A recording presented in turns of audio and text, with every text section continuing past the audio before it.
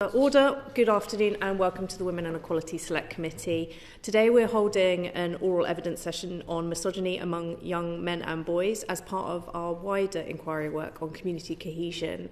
And I'm really delighted to be able to welcome our first panel, Jack Thorne, creator, writer and executive producer of Adolescence, among other things as well, and Emily Feller, executive producer of Adolescence as well. Welcome to you both and thank you so much for taking the time to be able to come to our committee.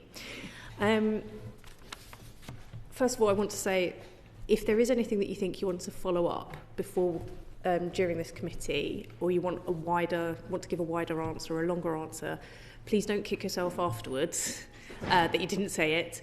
Please write into us afterwards. You can always add that in as written evidence as well, because I know that whenever I leave a room, I think, I could have asked this, or I could have said this. So please don't worry about that. So I guess my first question to you, Jack, and then Emily, is what inspired you and Stephen Graham to make Adolescence, and why now? Well, it started with a really basic thing from Stephen, which is that he read a lot about knife crime being on the rise, and particularly knife crime amongst teenagers, and particularly knife crime boys to girls.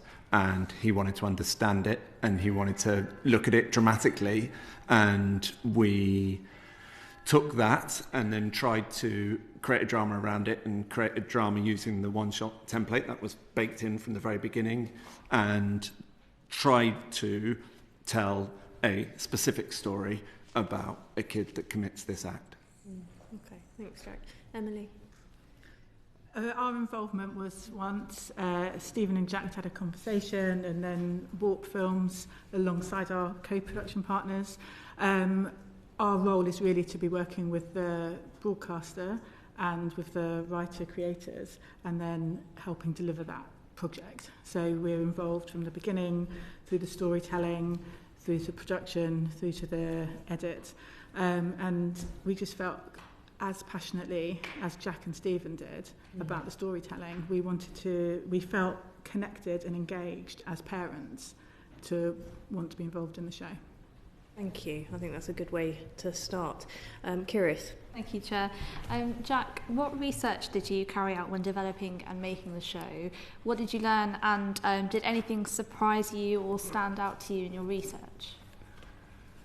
So the start of all this stuff is to research as much as possible, and basically you plunge your head into books, into the internet, into talking to people and trying to get a sense of everything. Yeah. Actually, what my research started on at first was how Jamie would be processed through the criminal justice system, in particular that first day. Yeah. And I knew that I had an hour to get into an interview, and I had to do that as authentically as possible. Yeah. So that was my initial aim. The question was always, why did Jamie do it? And we knew that we wanted it to be a drama in which it ended with, in episode 1, it ended with, you knew that he did it. So we wanted to do a why done it, not a who done it, is the way we grandly described it. Yeah. And then, but answering that question was very complicated and involved a whole number of other factors. And one of those factors involved, Stephen said to me right at the beginning, I don't want to make this easy. I don't want this to be the sort of show where, it's because he had an alcoholic father, or it's because he had an abusive mother, or because the sort of drama tropes that you normally get in these sorts of shows. And that was a difficult thing to engage with, because it meant that I couldn't do the normal things that the drama tropes are actually very helpful when you're working on a show. Yeah. And so we then set about trying to work out a whole number of factors that would have affected Jamie. But I was still not finding something which felt right. I wasn't finding a complete character. And then someone that worked with me, Mariella Johnson, said to me, I think you need to look at incel culture, and I think you need to look at the manosphere. And as soon as I looked at that, that was the final missing piece. Now, Jamie is not a criminal because of the manosphere. He didn't do what he did because of incel culture. He did what he did because of a whole number of different factors in his life, and there are about 60 people that could have changed what happened to him. Yeah. But that was the missing ingredient for me, and that was the thing that surprised me, because I looked at incel culture, and I looked at that key sort of statistic. And Jamie, by the way, doesn't describe himself as an incel. He's described as an incel by other people in the show. But I looked at that key statistic of 80% of women are attracted to 20% of men. And I thought that if I was a teenager, that would have made a lot of sense to me. That would have made sense of my isolation. That would have made sense of my loneliness. That would have made sense of the awkwardness I feel a lot of the time. Yeah. And so that was the thing that then I thought, okay, I sort of know how to write him now. And I know what's influenced him. And I know about this ideology which concerns me that I feel like I can lean into. So did that sort of then feed into the different themes for each of the episodes? We noticed that each episode touches on a different theme. So you have one that focuses on his school, for example, another on sort of social media and things like that. Is that how you kind of came about that route? Yes, though a lot of those things were in place before I even worked out the motive. That because the thing was always, how do we create this complicated perpetrator? Yeah. And we always knew we had to look inside his brain, the psychology episode. Yeah. We had to look inside his schooling, and we have to look at the education system and how that has let him down. We had to look at his parents, and those were all the sort of key spheres of responsibility that we needed to understand, and his friends too, which sort of linked through all of those episodes. Yeah, that's great. Thank you. Emily, did you want to add anything? I don't have anything to add. Thank you very much. Thank you, Chair. Thank you, Kiris. Just wanted to come back on that. So you'd had those clear themes of where, I guess, the responsibility or the interventions could have happened at school or at home and friends, but not social media or influencers. Was that a deliberate choice not to have that kind of theme in with it? Well, I think it is a theme, and I think it does run through the whole thing. And it was, like I say, part of the sort of sphere of responsibility for Jamie. But that came out in different chunks in different places. As a dramatist, you're always trying to work out ways to tell a story authentically, where you can get inside something and then little bits come out in different ways. And so the social media felt like it could come out in all sorts of different ways through all the episodes. What I meant was that it's not like a specific influencer. It was the two of that relationship where he describes, for example, pornography. Anybody can see pornography. It wasn't the outside influence. It was the influence on social media amongst friends that was the biggest influence. It wasn't a named influencer, for example. No.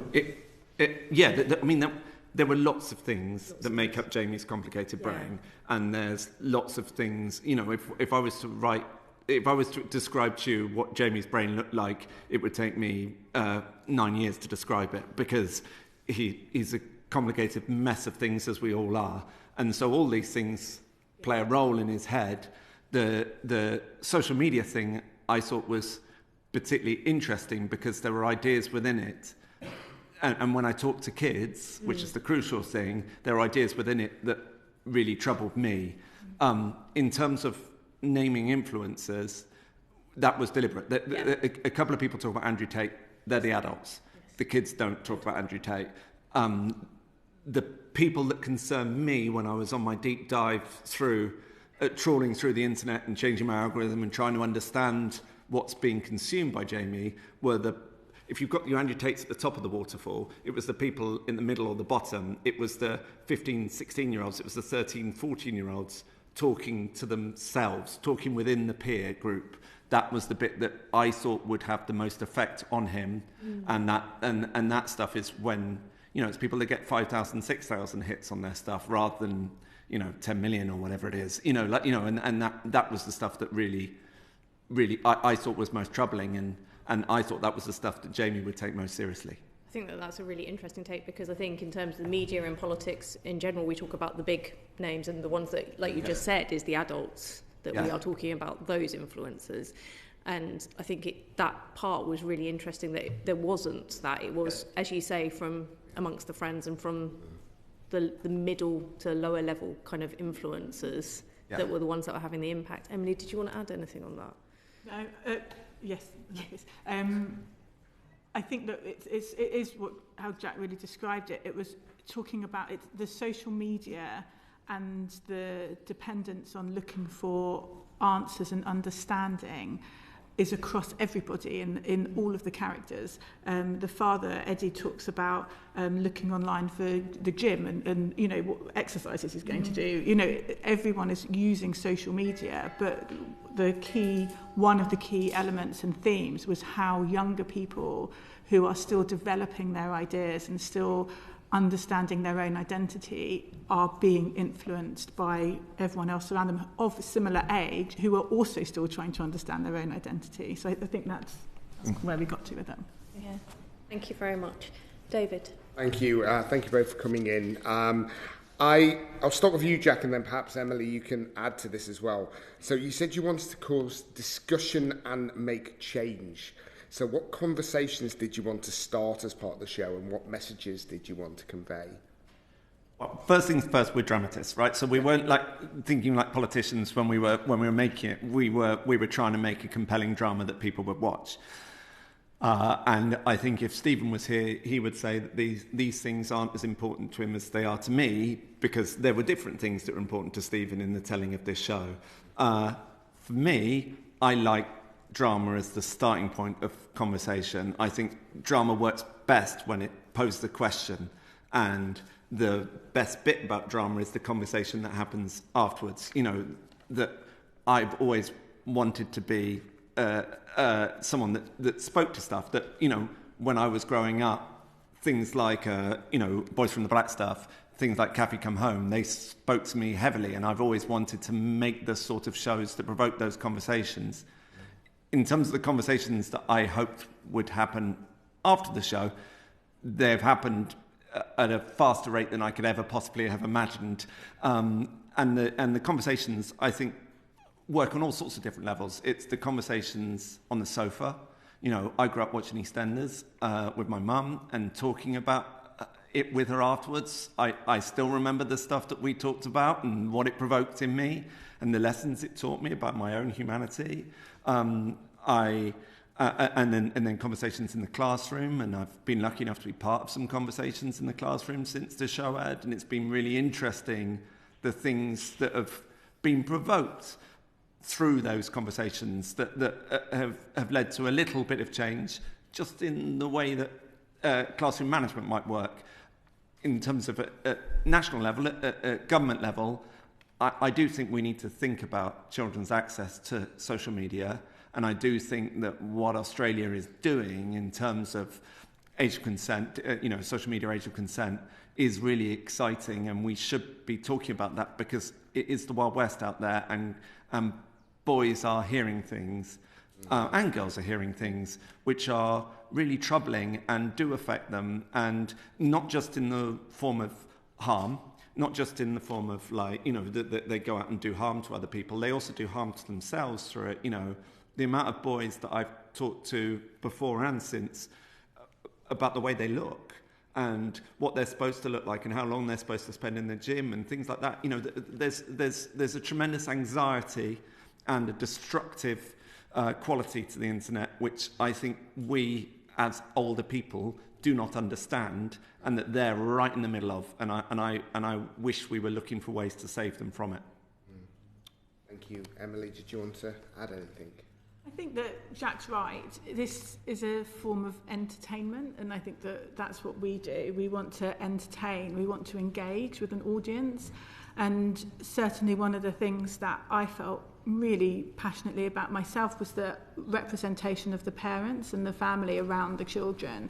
And when I'm making television, I'm thinking, I really want an audience to watch, and if it makes one person just question one thing, just have one different thought that they might not have had whilst watching it, then that's fantastic, and you've managed to connect to somebody.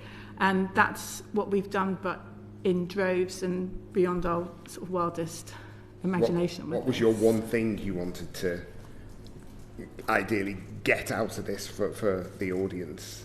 For me, it was about connection of parents and their teenagers and understanding the importance of communication. And were there any messages that you'd envisaged that would have come out of the show that maybe weren't picked up? Honestly, we've been picked over to an extent that I don't think any of us were expecting. So yeah, no, there's nothing that anyone's missed. I mean, I've read articles about sandwiches, like, you know, about 7 different articles about sandwiches that really shocked me. You know, like, you know, why her giving him a sandwich was an act of something or other, and it was like, whoa, no, I just had her giving him a sandwich. I didn't really think it would go this far. So yes, no, there's nothing anyone's missed. Okay, great, thank you. Thanks, David. Alex. Thank you. Jack, to you first off. The show refers to, obviously, and we've touched on this a bit, the impact of toxic and misogynistic influences on young people. Do you think those influencers, why do you think those influencers have had such a success in gaining this following in young men and boys? Well, I think they would have. I mean, there's something about the time, and I think about the insecurity of the time, and I think, you know, I'm guessing now, right? I'm not. There's people behind me that are specialists in this, but I think they would have had that impact on me when I was a kid. I think that line of the world is against you, and you need to fight for normality, is a very, very attractive line, and that thing of saying all these girls that you look at and you want to talk to and you don't know how to talk to, they are poisoned against you by the world. They are poisoned against you by a culture that means that you are a secondary person to them. So therefore you are in competition with the pack of boys around you in order to stand out. And I think that's a very attractive line. I think that makes sense to a lot of people, and it makes sense to a lot of feelings that you have when you're a kid about not fitting in, about feeling like you're on the outside of something rather than on the inside. I certainly felt like that when I was a kid, and I certainly did things that I'm ashamed of now. But this ideology explaining things, I think, would have made it even worse for me. And I would just add to that, I think that from the reading and research that I had done, and anecdotally as well, I think that there's a vulnerability around the people that are looking for this information. And I think that what you don't see online is as much, it is out there, is as much positive role modelling, because it doesn't scream as loudly enough. It doesn't need to. And so I think that people that are looking for an answer can find an answer, but that comes through the algorithms that will direct you to answers depending on what you're looking for. So I think that's... Yeah. Okay, so is it fair to say then that social media is turning the volume up massively on those messages? I think so, and on those feelings. You know, that these are legitimate feelings that they're feeling. You know, like, you know, that it's not that we're saying it's illegitimate to feel lonely and isolated and angry and all these different things, and it's found a way to tap into that. Yeah. Thank you. And so to Emily first, and then Jack. What extent, if any, have people who worked on the show been subject to personal criticism or even abuse since its screening? Jack can definitely speak to this more so. I'd start by just saying that we put an awful lot of safeguarding around our younger cast members in particular, working alongside Netflix in this particular instance. We didn't know how global it was going to become, but we did think that people were going to watch it, and it's the younger people that will have more of an online presence. So we wrapped people around with a lot of advice and a lot of safeguarding, and we haven't had too much of a negative response towards those people. However... Yeah, I've had a bit. And I'm very comfortable with it. You know, that I'm a bald, skinny, weird-looking man, and some people have made something of the fact that I'm a bald, skinny, weird-looking man, and saying these things, and that somehow my masculinity is the reason why I've questioned other people's masculinity. Well, if you look at how Stephen Graham looks, he looks more male than anyone else on the planet, I think. And so, you know, we're a combination of things, and we work together on it all.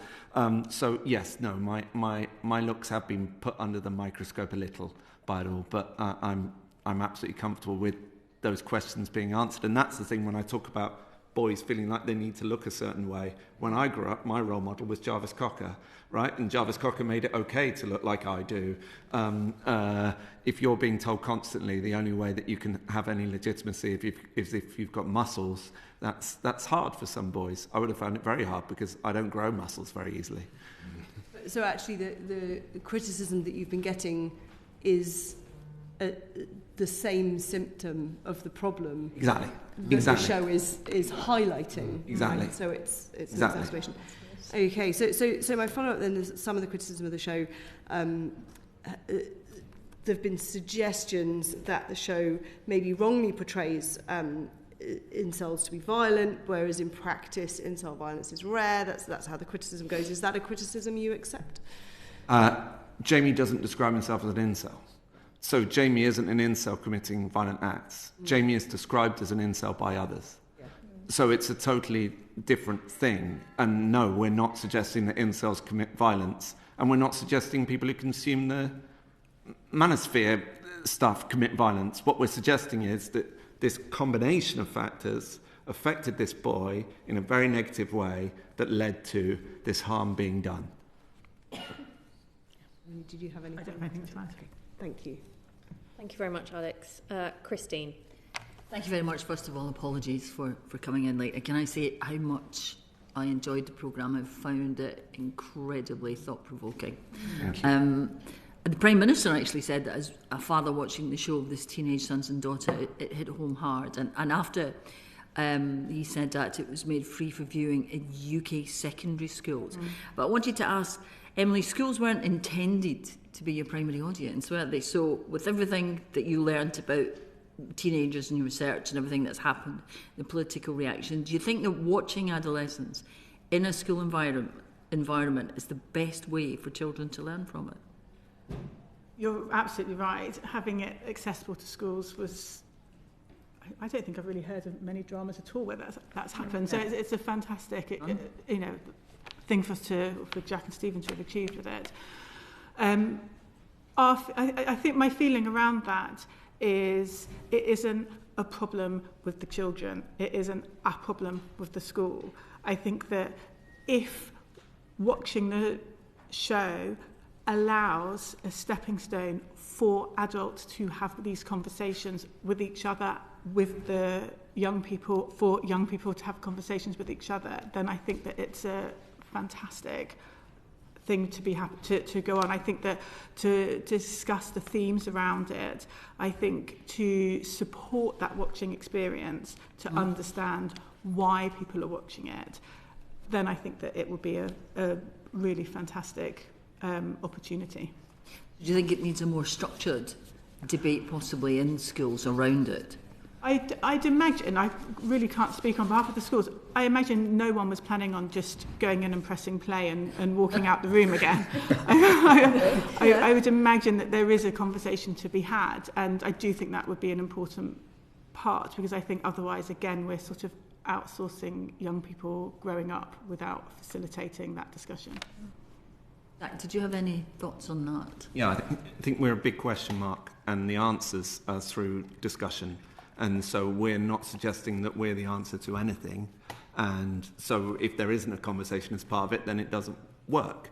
The conversations I've had in schools since this show aired have been very, very interesting with people that have been through it and have led to things that I didn't even consider. You know, I was talking to a group of girls who told me that they don't speak in class because there is a group of boys in their class who scare them and who intimidate them, and so they just don't say anything.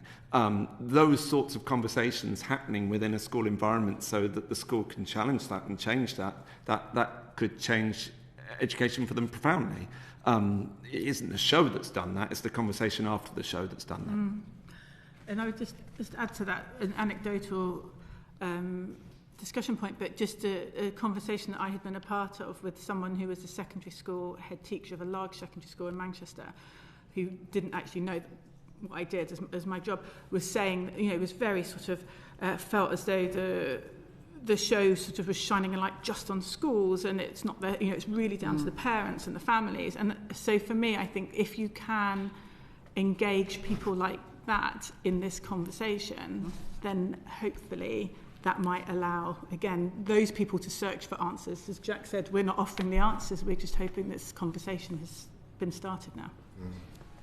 In terms of political reaction, there has been a lot of political reaction for it. Did that surprise you? And what are you hoping that political reaction, if you're hoping, might lead eventually to? Yeah, it's been hugely surprising, and yeah, I talked about it a bit earlier, but for me, legislation that protects our kids from the internet is a useful thing to do.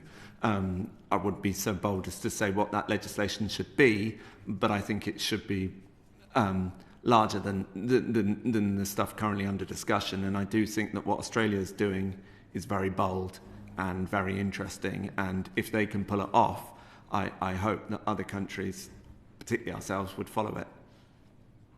Thank you. Thank you, Christine. I just wanted to pick up on one of the points where Christine had left off around facilitating conversations. Emily, you said that this isn't just we're not going to outsource, or we shouldn't be outsourcing young people to whether it's the internet or whether it's television programmes. You mentioned that there are some places that are facilitating that conversation and having good impacts. Is it possible for you to follow up in an email some of the examples or some of the schools that are doing it well, so that we can see what they're doing and perhaps learn from that for our committee? Yes, and I believe Tender are very involved in the rollout, and they are a brilliant group of people that are thinking very seriously about discussions that happen afterwards. So yeah, no, we can absolutely do that. Perfect, thank you so much. Catherine. Thank you, and apologies as well for being late, but thank you both so much, and thank you for bringing this programme to us. For me as a mum of 2 boys, it's been really, really important. It's opened up really important conversations for me, but also I was a governor before I became an MP of a secondary school, and sexism was at best hidden, and kind of a little bit under the radar. And now I think talking to parents who've still got children at secondary school, it's not hidden and the misogyny is out there. I had one example that my son's told me quite a while ago now, of a woman teacher being, a football was thrown at her during break time by a group of lads. And she couldn't do anything to stop it. And I think she was even too scared to deal with this behaviour. Now, it was obviously she was targeted because she was a woman. So if teachers are facing this, then, what about our young girls? So a question for you, Jack. Based on your research for this show, what strategies do you think government and schools should implement to combat misogyny and better support young people? I know you've talked about some of this already, but are there any other things? I'm not a specialist. So I don't think I would be able to say this is what the strategy should be. I just think there should be attention upon it. And the sexism really surprised me too. It surprised me in the research. It surprised me in the reaction afterwards. I think schools are very different than the schools we grew up going to, and that celebration of masculinity that this stuff is about has caused serious problems in the classroom and out of the classroom. And do you think, just building on some of the things you said earlier about the internet, do you think there should be stronger laws for online platforms to prevent the constant serving up of misogynistic content to boys? Yes, very much so, and I think it should be the platform's responsibility as they're making it in Australia, and I think that at the moment they are making money off it, and that is a real problem. That these people are actually have found a way to market misogyny, and that's a problem. I just want to add two things onto it. It would just be from some of the reading and conversations that we'd had during the research, also talking about critical thinking for young people in schools, and also not needing to focus on secondary schools, but this actually starts at primary schools. And I think that's really important, to be understanding words like banter. What does that mean to younger people at primary schools? I think that I don't think it is something that stops when it starts when you're 11. I think it's something that starts when you're much younger. Thank you, Catherine. On that, with you said that at the start, you talked about changing your algorithms, altering your algorithms. How easy was that to do? And you'd said about learning about the level of sexism happening within schools. Did it surprise you, any of the content that you were seeing, once you changed your algorithms? Very much so. And the thing is, it's not like, click on this and you'll see why women are wrong. It's click on this and we'll talk about Minecraft. Or click on this and we'll talk about June. And then you're watching someone talk about Minecraft in June, and then they slip into what their day was like. And that's the stuff. That's the stuff I think that's really problematic, because that's the stuff that kids just consume generally. You know, you don't have to...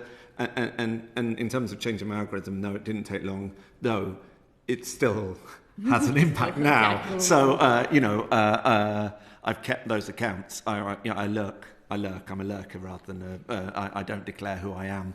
But that I still see a lot of that stuff, and I still find it very troubling. But yeah, no, it doesn't take long. I think there's research that it takes 23 minutes or something like that for it. Just if you're just generally browsing, for you to come across this stuff, it's very, very easily consumed. Okay. And Emily, did you, with your research? No. Sorry, go on. Did it happen with your research as well, with your changing of your algorithms, or were you didn't do that? I'm not on social media.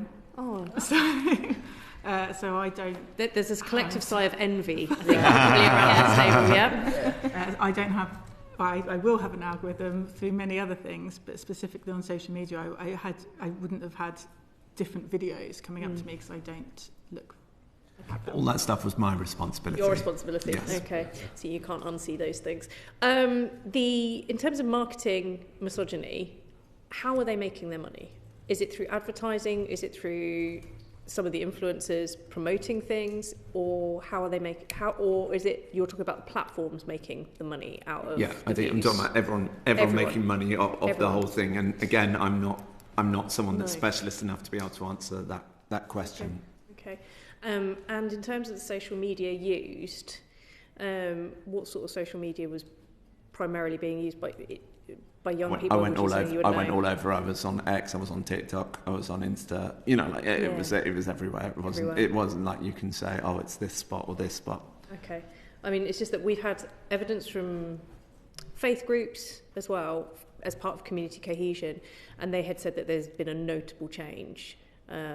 Since Elon Musk took over X, for example, a lot of the Jewish groups don't bother even trying to engage with it now to take down anti-Semitic material because they just don't get a response. Right. And I think that every group that we've spoken to or heard from, and individuals that we've heard from, that it's got a worse place in terms of Facebook and X. But these are the mainstream ones. They're not even the ones that, if you are going to look for things that are deeply unpleasant, necessarily, that's your go-to place. It was really interesting because people said, when I've said this stuff about, maybe we need to think about an age of consent, maybe we need to think about these things, and they've gone, well, that will just send it all underground, they'll just end up on Reddit and those sorts of things. And it's like, well, no, a small group will do that.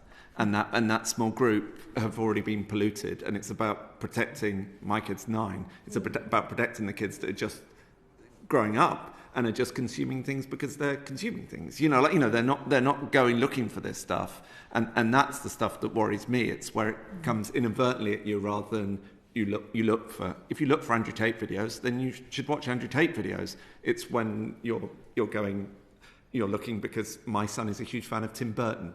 And you start looking at that stuff, and then it takes you into a whole different realm, and then suddenly he's watching stuff that makes me uncomfortable. Yeah, my kid is terrified of Tim Burton. She'll get that. Frightened of Tim Burton. Rosie. Thank you, Chair. I just want to talk about TV more generally. I think we all thought the drama was incredible, and I'm a fan of Best Interest as well. That was extremely moving. But given the strong engagement from government over your drama and things like the Post Office drama on ITV, is it important that the very beleaguered TV industry gets more support from the DCMS and from the government? I'm declaring that my partner is a documentary maker, and 75 to 80% of TV industry professionals aren't working. and that includes lots of my own constituents in Whitstable. If you agree that they need to, what might that look like? Want to start? What? Well, we could talk about the issues within the industry on another time, possibly. I think this is, we're really talking about the themes within the show, and I think that we sort of feel quite strongly that this show is supported within the UK, and yes, it was made with a streamer, and we also work with the public service broadcasters, and we think having that mixed economy of production in the UK is really important to support and to get back to thriving. And we're not a million miles away, but we'll need to keep working with them. So is it significant that it was Netflix and not, say, the BBC? Or? No, I don't think so. I think it was. I don't know. We will never know if it would have been as global if it was with somebody else.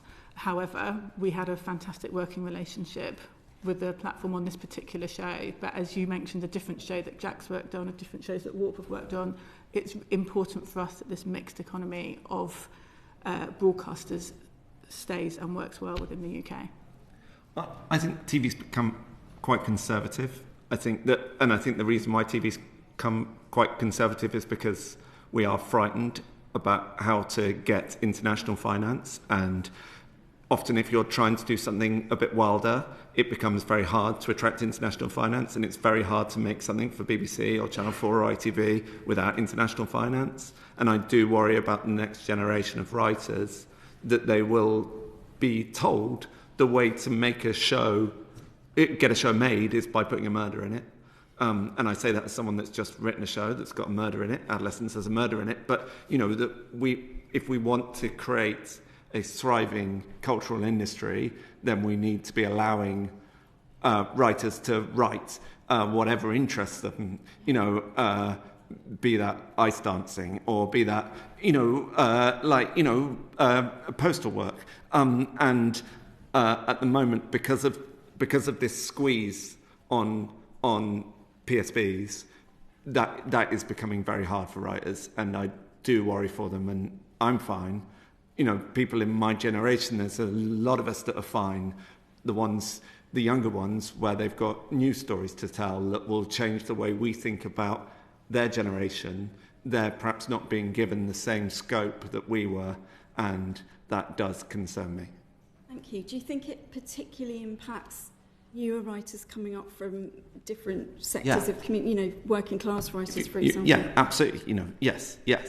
Working class writers, lower middle class writers that don't live in London, writers that find it hard to be in London, but all writers that have got interesting stories to tell, you want them to be given the opportunity to tell those interesting stories, and I think they're being squashed. And I don't think it's anyone's fault. I don't think the BBC can be held at fault for that, or Channel 4 can be. I think it's the way that the industry currently is. And I think, yes, some support for it would make a huge difference and might change. If we can change this model of, it requires international finance to make a show. If we can change that model, and there are a lot of people trying to change that model within the industry and without, but if we can change that model, then we will start seeing, I think, more interesting shows made. Thank you very much. Thank you, Rosie. And I think that that's really important, not just because they're interesting shows, but because for the equality and the diversity angle of some of the stories that we are being able to see and are hitting our screens, I think that's incredibly important that we do have that access. And I think TV changes things. Yeah. I think TV has enormous power, and I think it speaks to our culture. And if the wrong TV is being made, then culture is being spoken to in the wrong way. If it all becomes about murders, then how are we going to see different? I'm part of the TV Access project that is trying to get more disabled stories told and more disabled storytellers in television. If we can do that, we might change the way that people treat disabled people in this country. And that came out of COVID, and that came out of a feeling that disabled people were way too easily disposed of during that time. And at a time when disability is still, disabled people are still under threat. we need stories told. Emily just told a beautiful story for the BBC that involved deaf people. That it's called Reunion. It's amazing. That this stuff matters. Thank you very much. Thank you. Following on from that, and the fact that before we started today in our private session, I just mentioned that I'd had a meeting with an Italian senator who had watched and had seen and had loved and wants to learn more about your work and the show Adolescence. David had also, who had you met from Argentina? So Jess Phillips, who's in our home team, she does a home office team. She does a lot of work on, as you probably know, you've met her, both of you, on this area. And she met with the Argentinian Home Secretary yesterday, who also mentioned your work and was deeply admiring of your work as well. So she said to mention that to you. Very nice. Yeah. It's had huge cut through, which you both said you didn't expect to be reading so many articles about sandwiches and all of those sorts of things. Are you planning any follow-up work in this area at all? We are. We're having some very positive conversations, and whilst we feel that Jamie's story has been told, the Miller's family story has been told, we'll be exploring what the makers of Adolescence and the writers will be doing. We'll be doing all together next. Yeah, I don't think there's going to be a series 2, but there might be something else. Yeah. Who knows? Fantastic. We'll look forward to that. And do you feel any additional responsibility in producing work of this type of social commentary to ensure accuracy and proportionality as well? Did it feel like a burden of responsibility to get this right? But it always does. That's what making TV is. You're representing people and you're putting their stories on the screen. I feel it more keenly when I tell real life stories. I felt it more keenly when I was doing Best Interests, where I spoke to a number of people who'd lost their children, and we actually changed the ending of that show because of a testimony of someone that, it's hard making this stuff, and you are constantly making decisions, as you do in documentaries, as you do in all sorts of forms of television, and getting it right is very, very important. I think you've explained in good detail as to the extent of the level that you did in terms of research and how much you wanted to get this right. How does it feel when you hear, say, the leader of the opposition quote what has been described as conspiracy theories around the race of Jamie being, and she said, fundamentally changed in the story of Adolescence? I think that's to do with her algorithm, and there are a lot of people on X and in other places who make that claim and who have consumed the story that way. That just speaks to what she's consuming online, I think. I think we might all take a lead from Emily and not be on social media. It doesn't make me unexcused. I do understand. I have 2 teenagers as well, so I would say that... It's okay, I left X a while ago, and my life has been happier since. But I wanted to ask that because we've seen the Takedown Act in the US, and I just wondered whether we wanted to, if there was any merit, because as you said, Jack, this isn't young people looking for Andrew Tate's or looking for Tommy Robinson or whoever it is. They're looking for Minecraft, or they're looking for a game that they like. Do you think that there would be any merit in tightening up the law in terms of porn, violent games, and even perhaps dangerous disinformation that we'd seen that caused quite a lot of the riots and the violence that we saw over the summer? Is there any merit, do you think, when you saw those algorithms, that actually this isn't, it's not always advertised as harmful content, it is buried within? Yeah, and that's why I think it should be an all-over social media ban. I don't think you can divide this up and go, oh, there's this and there's that, and you can separate that off. And if we talk to them this and that, and if you talk to the amount of kids that take their phones to bed with them, you will be shocked at how many do. It is assumed, because I think the chattering classes, you know what I mean, like, might restrict phone content upstairs, that most kids leave their phones downstairs and go up without it. Actually, an awful lot do. I wouldn't guess at the numbers, because I don't think there are numbers out there. But and that thing of what a kid is consuming at 2 a.m. when they wake up and they feel alone, that's the stuff to stop, whatever that is, because it's speaking to a part of them that needs help, and this stuff doesn't help them. Thank you. I think that's a really powerful point to end. Does anybody have any other questions before we go to panel 2? Thank you. Yeah, I actually just wondered, it was something you were saying with the fact it was made by Netflix and all the international money that needs to be raised now to PSBs are, as you said, being squeezed in this country. Should we be looking more to the public service broadcasters to have more of a responsibility to make dramas which are thought-provoking? Because thinking back through the ones which have been the Post Office drama, right back to Cathy Come Home, I think the only one that was done by a public service broadcaster was It's a Sin by Channel 4. So do we need to request or put pressure on or suggest that actually that's a place where the public service broadcasters have a role, is to do that sort of drama? I think they do feel that responsibility. Yeah. And I think if you watched Reunion, I know I'm now advertising a show, I was not part of Reunion, let be clear, but you know what I mean? Like, if you watch a show like Reunion, that has fundamentally challenged the way that stories are told. By using sign language to the extent it does, it's changed the way that drama works, and the way that BSL works is different to the syntax of the English language, and the subtitles don't work the same way. Exactly. So everything has changed because of the way that they told that show, and they told it authentically, and they told it properly, and they told it with a disabled writer.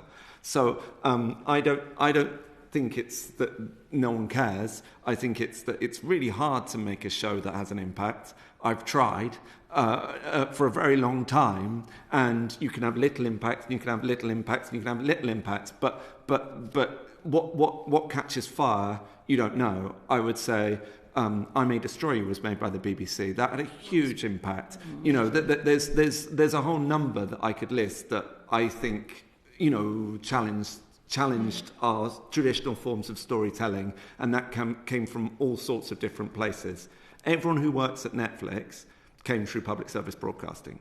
Everyone we work with on this show had worked at one of those places. So we all got trained in that world, and we all made this show because of our training in that world. So I don't think it's as simple as going there, not making this stuff. I think everyone who's trying to make this stuff, it's just a very, very difficult climate to make this stuff in, because if you are trying to get the Americans to pay for half your show, you've got to take it beyond sometimes you've got to take it beyond the sort of British borders. And if you take it beyond the British borders, there's so few things that travel, you know, and so you end up going, well, if it's cops, everyone knows how a murder investigation works.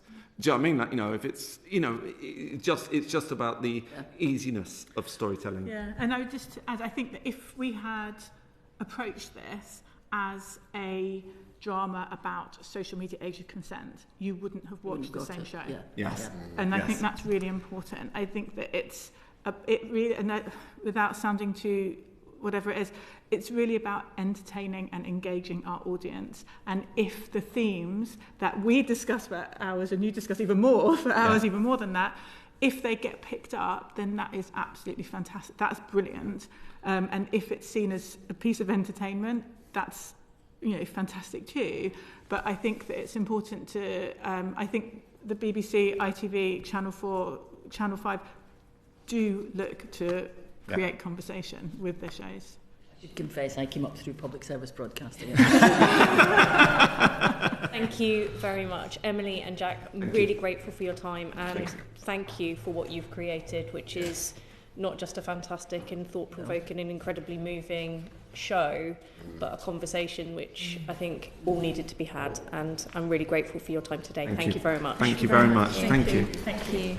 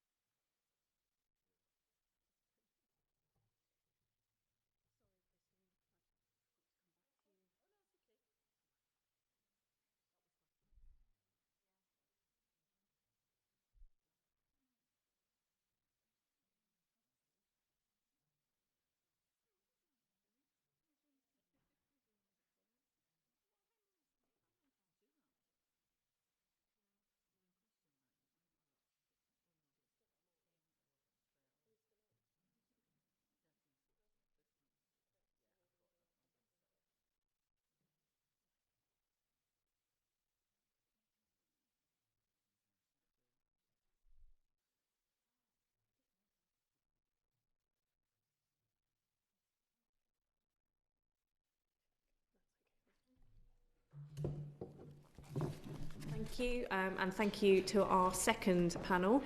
We have Matt Pinkett, Misogyny and Gender Equity Specialist, Engendering Change English teacher. Dr. Daniel Guinness, co-founder and managing director of Beyond Equality. And Darren Northcott, who is now standing in for Jane, who's the Deputy General Secretary of the NASUWT, but Darren is stepping in as National Official for Education. So thank you and welcome to you all. Very grateful for your time. And I'm going to start with David. Thank you very much, and thank you all for coming in today. Darren, thrown in at the deep end, but I'm going to start with you, if I may.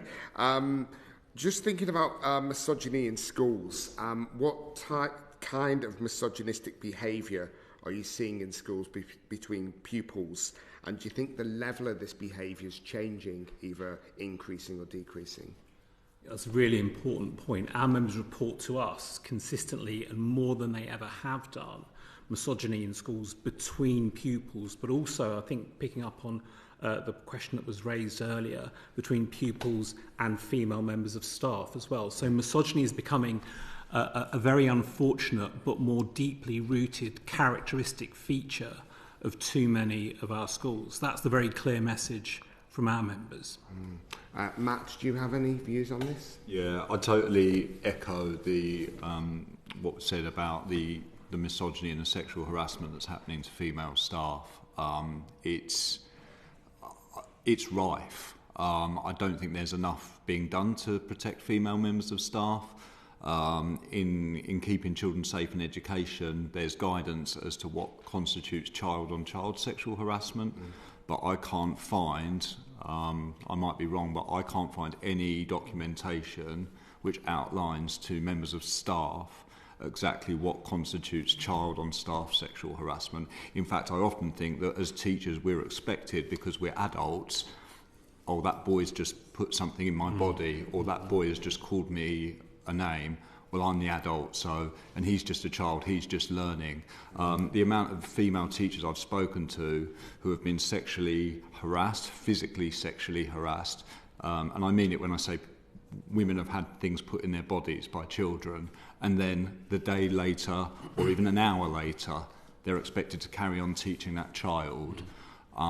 So I really do think that the government needs to put some guidance in place. There's advice from the unions, but actually no, as far as I can see, any guidance, and of course it's happening to male teachers, but largely it's happening to female teachers. And for some female teachers, it's not just every so often, it's lesson to lesson.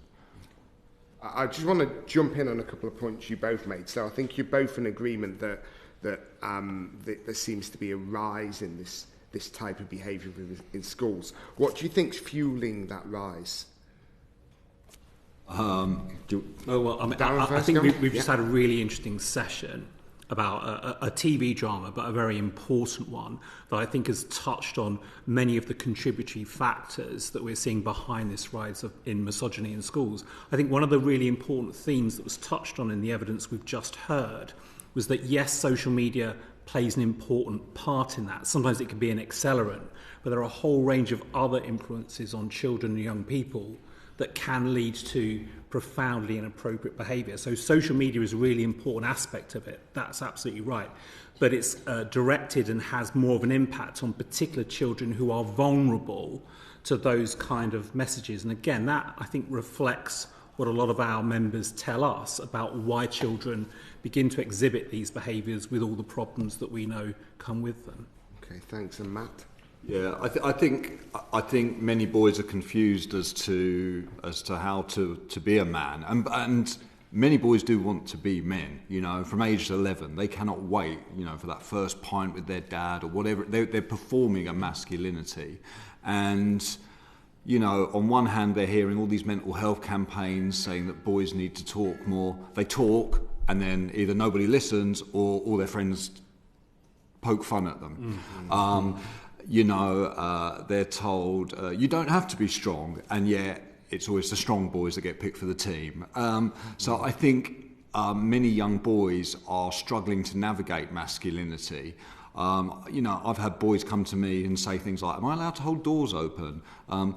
I want to have a consensual sexual relationship with my girlfriend, but what if one day we split up and she accuses me? You know, I think they're finding it very difficult, and actually I think the teenage brain doesn't always deal well with grey areas, and so actually just nailing your flag to the mast of misogyny is easier. Do you know what I mean? It's an easier thing to do, and it's especially easy when it only takes 23 minutes for the algorithms to push that content your way anyway. You know, when we were at school, if you got rejected or dumped, you know, you'd write some bad poetry, go home, cry for a week or two. What these kids are doing is they're going on the internet and they're being told, well, if you want to be attractive to women, or if you've been dumped, well, you need to assert power over her. That's what women or girls find attractive. And so, yeah, I just think they're going through some grey areas that they're finding it hard to navigate, and misogyny provides something concrete that they can understand. Okay, thanks. And Darren, Matt mentioned he doesn't think there's much guidance from the government around the increasing levels of misogyny and sexual assault and so on and so forth in schools for female teachers. So what has been the government response from your point of view? Are you aware of a government response, and what more do you think the government needs to be doing to tackle this issue? I think they're interested and concerned about the issue, so I think that does need to be recognised.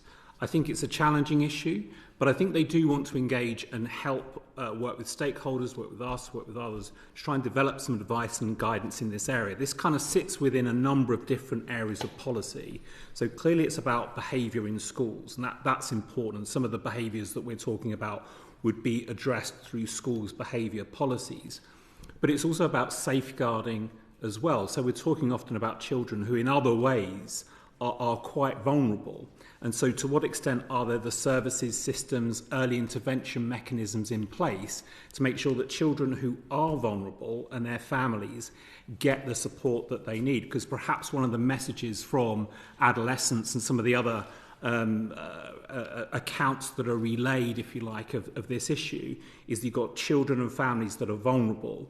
Those vulnerabilities and those pressures aren't addressed, and in the end they manifest themselves in these really unfortunate ways. So I think the government's listening on behaviour and on safeguarding, but at some point, and sooner rather than later, we are going to have to get to a point where we're providing good guidance to schools on how they can address issues of pupil on staff violence and inappropriate behaviour and abuse, and particularly that's driven by misogynist motives. To be very clear, that guidance doesn't currently exist? Not sufficiently, no. There's no guidance you can go to. There is, as I think was mentioned earlier, there is guidance on peer misogyny, and that I think schools do find helpful to an extent. But there isn't the extent of guidance that I think schools would want to see in relation to how pupil inappropriate behaviour in respect of adults is dealt with. Not certainly that I think is sufficient to address the nature of the problem. Thank you. Matt, you wanted to... Yeah, so just about that, about the guidance on I think the language now is child-on-child sexual harassment in schools. So keeping children safe in education. Previously, there was actually a document called Sexual Violence and Sexual Harassment in Schools, in which it very clearly outlined what behaviours constituted child-on-child sexual harassment. That document has now been withdrawn, and the information within it has been subsumed into Keeping Children Safe in Education, which is a 185-page document that reads very much like a legal document that many busy teachers don't have time to read in its entirety. Also, only part one of that documentation is actually recommended reading for teachers. The rest is primarily for school leaders. So in that first part of the documentation, it says that teachers need to know what sexual harassment looks like. But actually, it's not until part 5 in which there's some guidance as to what sexual harassment actually is. So again, I think that you could be doing lots of teachers, because the teachers I speak to, and I think the evidence bears this out as well, I think nearly a quarter of teachers feel uncomfortable, 27% according to UK Feminista, feel uncomfortable dealing with sexual harassment. And when I talk to teachers, a lot of them just don't know that what they're seeing is sexual harassment. And I'm sure there's a quiz I do with teachers in some of my training sessions where I give them 4 or 5 scenarios according to the guidance. Is this sexual harassment or not? And I've never met a single teacher that's got everyone correct. And it's not because they don't want to, it's because the guidance isn't clear enough. So I really recommend that a short 2 or 3 page document that exists on its own that is mandatory reading for all would go a long way to solving the problem of misogyny in schools, because at the moment children, teachers, stakeholders, parents just don't really know what misogyny is, or sexual harassment is at least. Is wolf whistling sexual harassment? Not according to the guidance. Is pulling down your friend's trousers for a laugh sexual harassment? Well, yeah, according to the guidance. So, there's some grey areas that need to be clarified. Before Dr. Guinness comes in, can I just ask, because we're talking about schools and you keep saying there's no guidance in schools and teachers are reporting this, just to be clear, are we just talking about secondary schools or are we talking primary schools as well? I'm speaking as a secondary practitioner, yes. Okay. We certainly hear examples of that kind of behaviour in primary schools as well as in secondary. Okay, thank you. I think that's useful for us to know. Did you want to come in very quickly, Dr. Guinness? Sure. Yeah.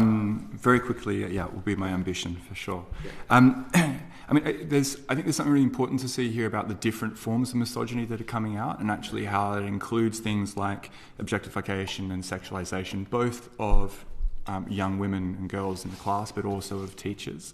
Right the way through to things like biological essentialism and discrediting of women's ability to do different roles.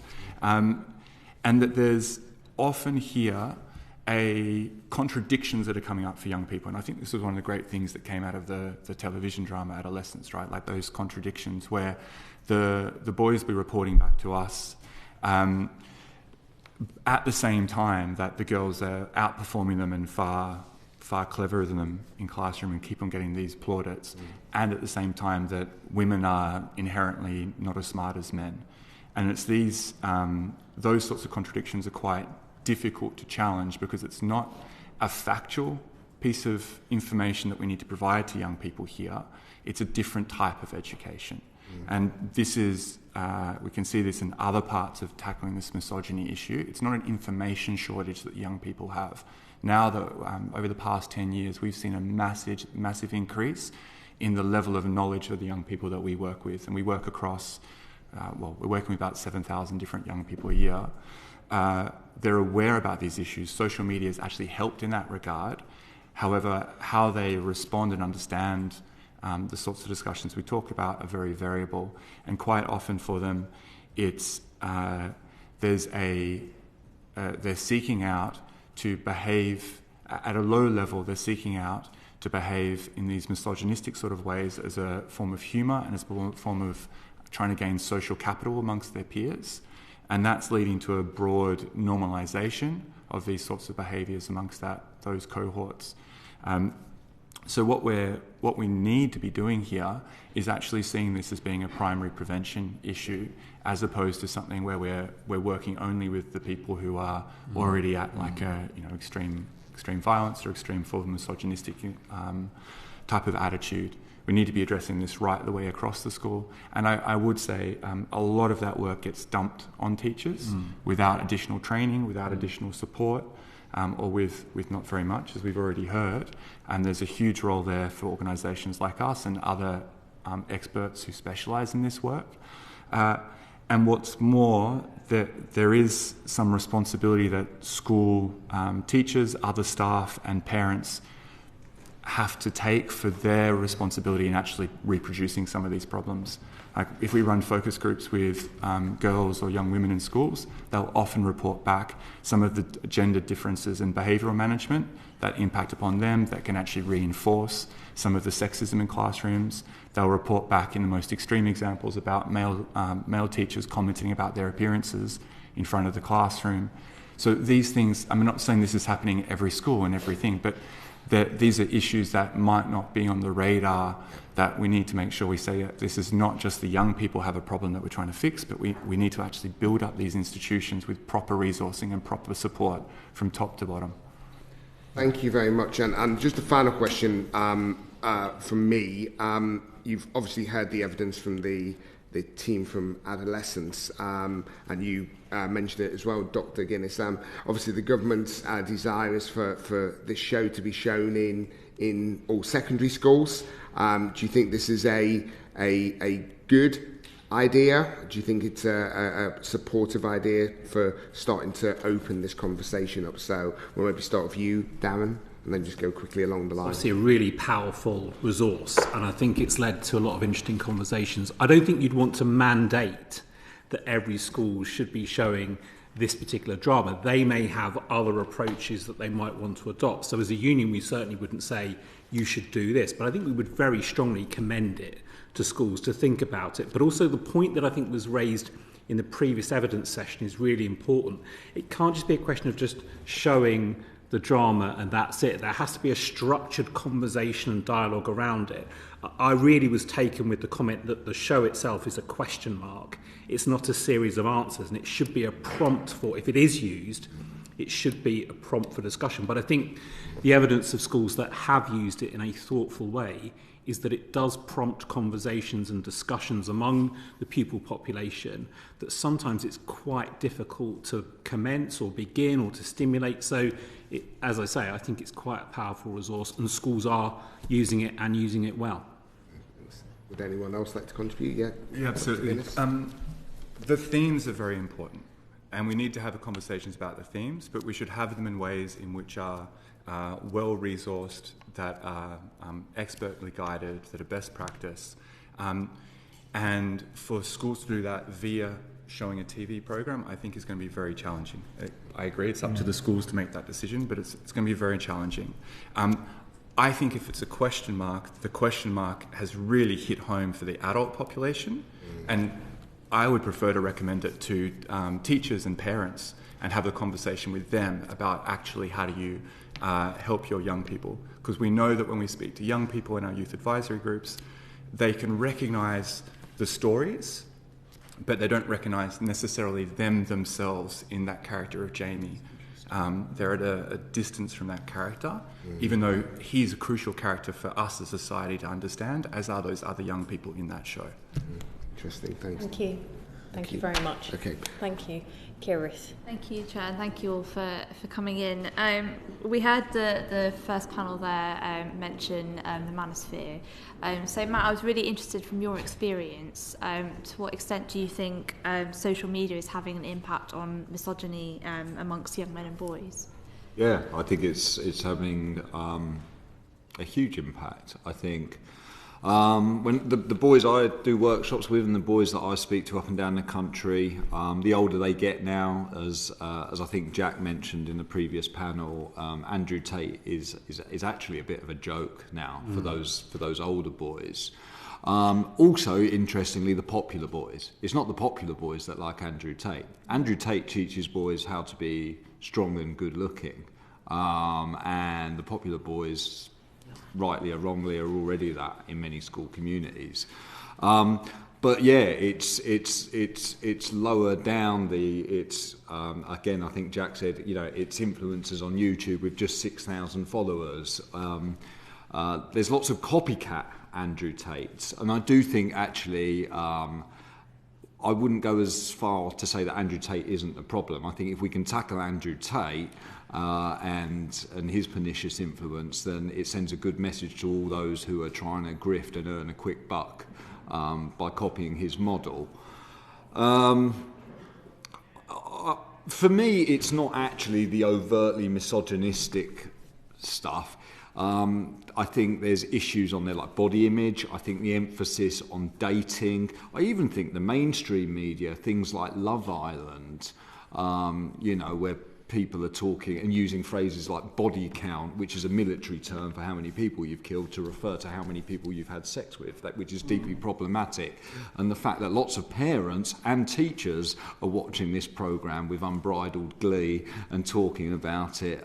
So is it any wonder that this misogyny and this toxic kind of coercive control that you see in a lot of relationships is filtering down into the the male communities that exist within a school. So yes, social media is a problem, but I don't necessarily think the mainstream media should be let off either. It's not just what they're watching, it's what they're seeing in their daily lives that is having an impact too. Yeah, Daniel. Thank you. There's something here which is, again, Adolescence captured it very well, but if we look at why young men are actually attracted to this thing, a lot of it is that needs to be understood in terms of their unmet needs. Like, they're going because they're confused about their relationships, about their own well-being, about what it is to be an adult and be valued in our society, etc. And I think a big clue in tackling the online space is actually provide those sorts of conversations and that sort of support around all of our young people through community programs, etc. There's a recent report, I think, released last week on Thursday by Movember, which was looking at the influence of manosphere influencers. And one of my colleagues sat in the back row there, was part of the research group there. But some of the interesting things for me coming out of that report was the correlation between people who, men who consume a lot of manosphere content, actually feeling more optimistic, but at the same time having worse outcomes in terms of poorer mental health, in terms of taking riskier attitudes to their own bodies, in terms of severe like self-reliance, all of those sorts of things. So we can see here that people are looking for a particular answer. They're finding it, as we've heard from a lot of different people, through these particular versions get pushed through them subtly or explicitly through algorithms. But if we can actually address some of those underlying concerns, we'll go a long way to stopping the appeal of these more pernicious places. That's really interesting. Darren, did you want to add anything? Just to say, the kind of challenge that adults face in this space is that a lot of the discussion is around Andrew Tate, and we know that there have been surveys done recently about the extent to which Andrew Tate's content has penetrated that 16 to 25-year-old demographic.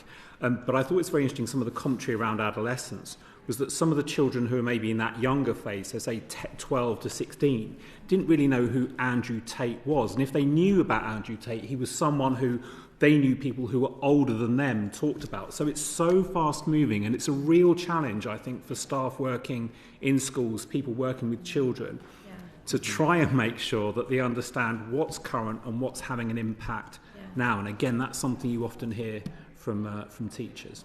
Yeah, and I think that's why shows like Adolescence are so important, because for me as a new parent coming into a new world, I mean, my son's 2, so I'm not new, but it is something that I'm starting to think about, having a little boy in the kind of world that I'm in the kind of work that I do. And so it's opening up that conversation. I think that's why shows like Adolescence are so powerful. But I think I want to touch on, again, something else that the first panel mentioned around the way that this content and algorithms sort of expose young people to this content. So I know video game chat rooms, for example, are something that a lot of younger boys use. So is that another sort of gateway into this misogynistic kind of content? I don't know enough about it. I know that it can be misogynistic. But.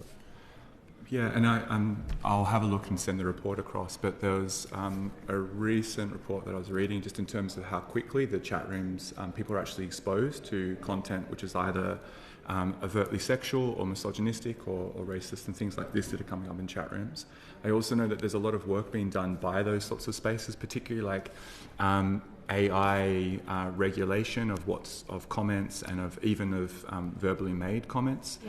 So I know there's work being done in those spaces, but it does seem to be like a really important place, because it's often where parents will, let their kids jump online and play for a few hours, because for various reasons, not expecting that there's something else going on through the headphones or in the chat box on the side. Did you want to add anything there, Darren or Matt?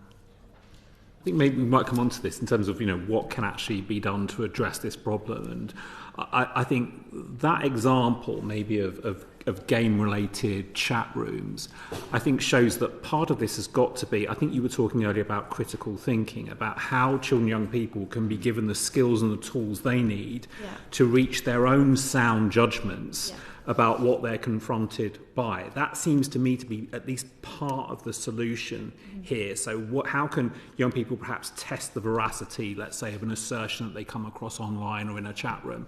I think that's a really important part of it. We've got the curriculum and assessment review in England currently underway. I know that they are interested in those kind of topics and those areas and how those might be supported through the curriculum. But I think that shows that, yes, there are all kinds of interventions that we can make, that the government can make.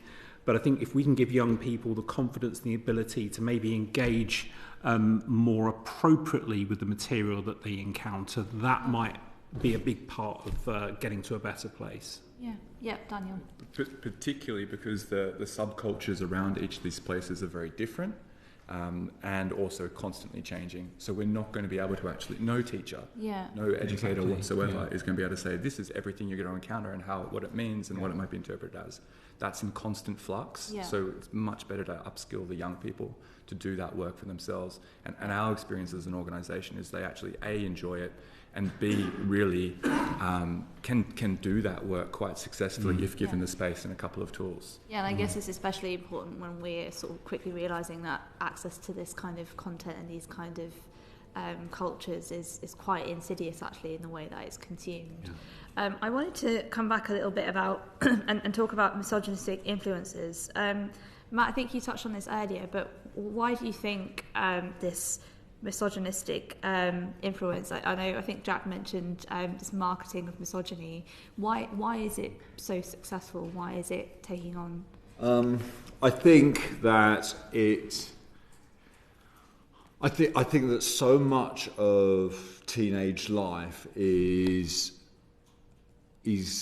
focused on romantic or sexual success and physical attractiveness. Now, that was the case when I was at school 10 years ago.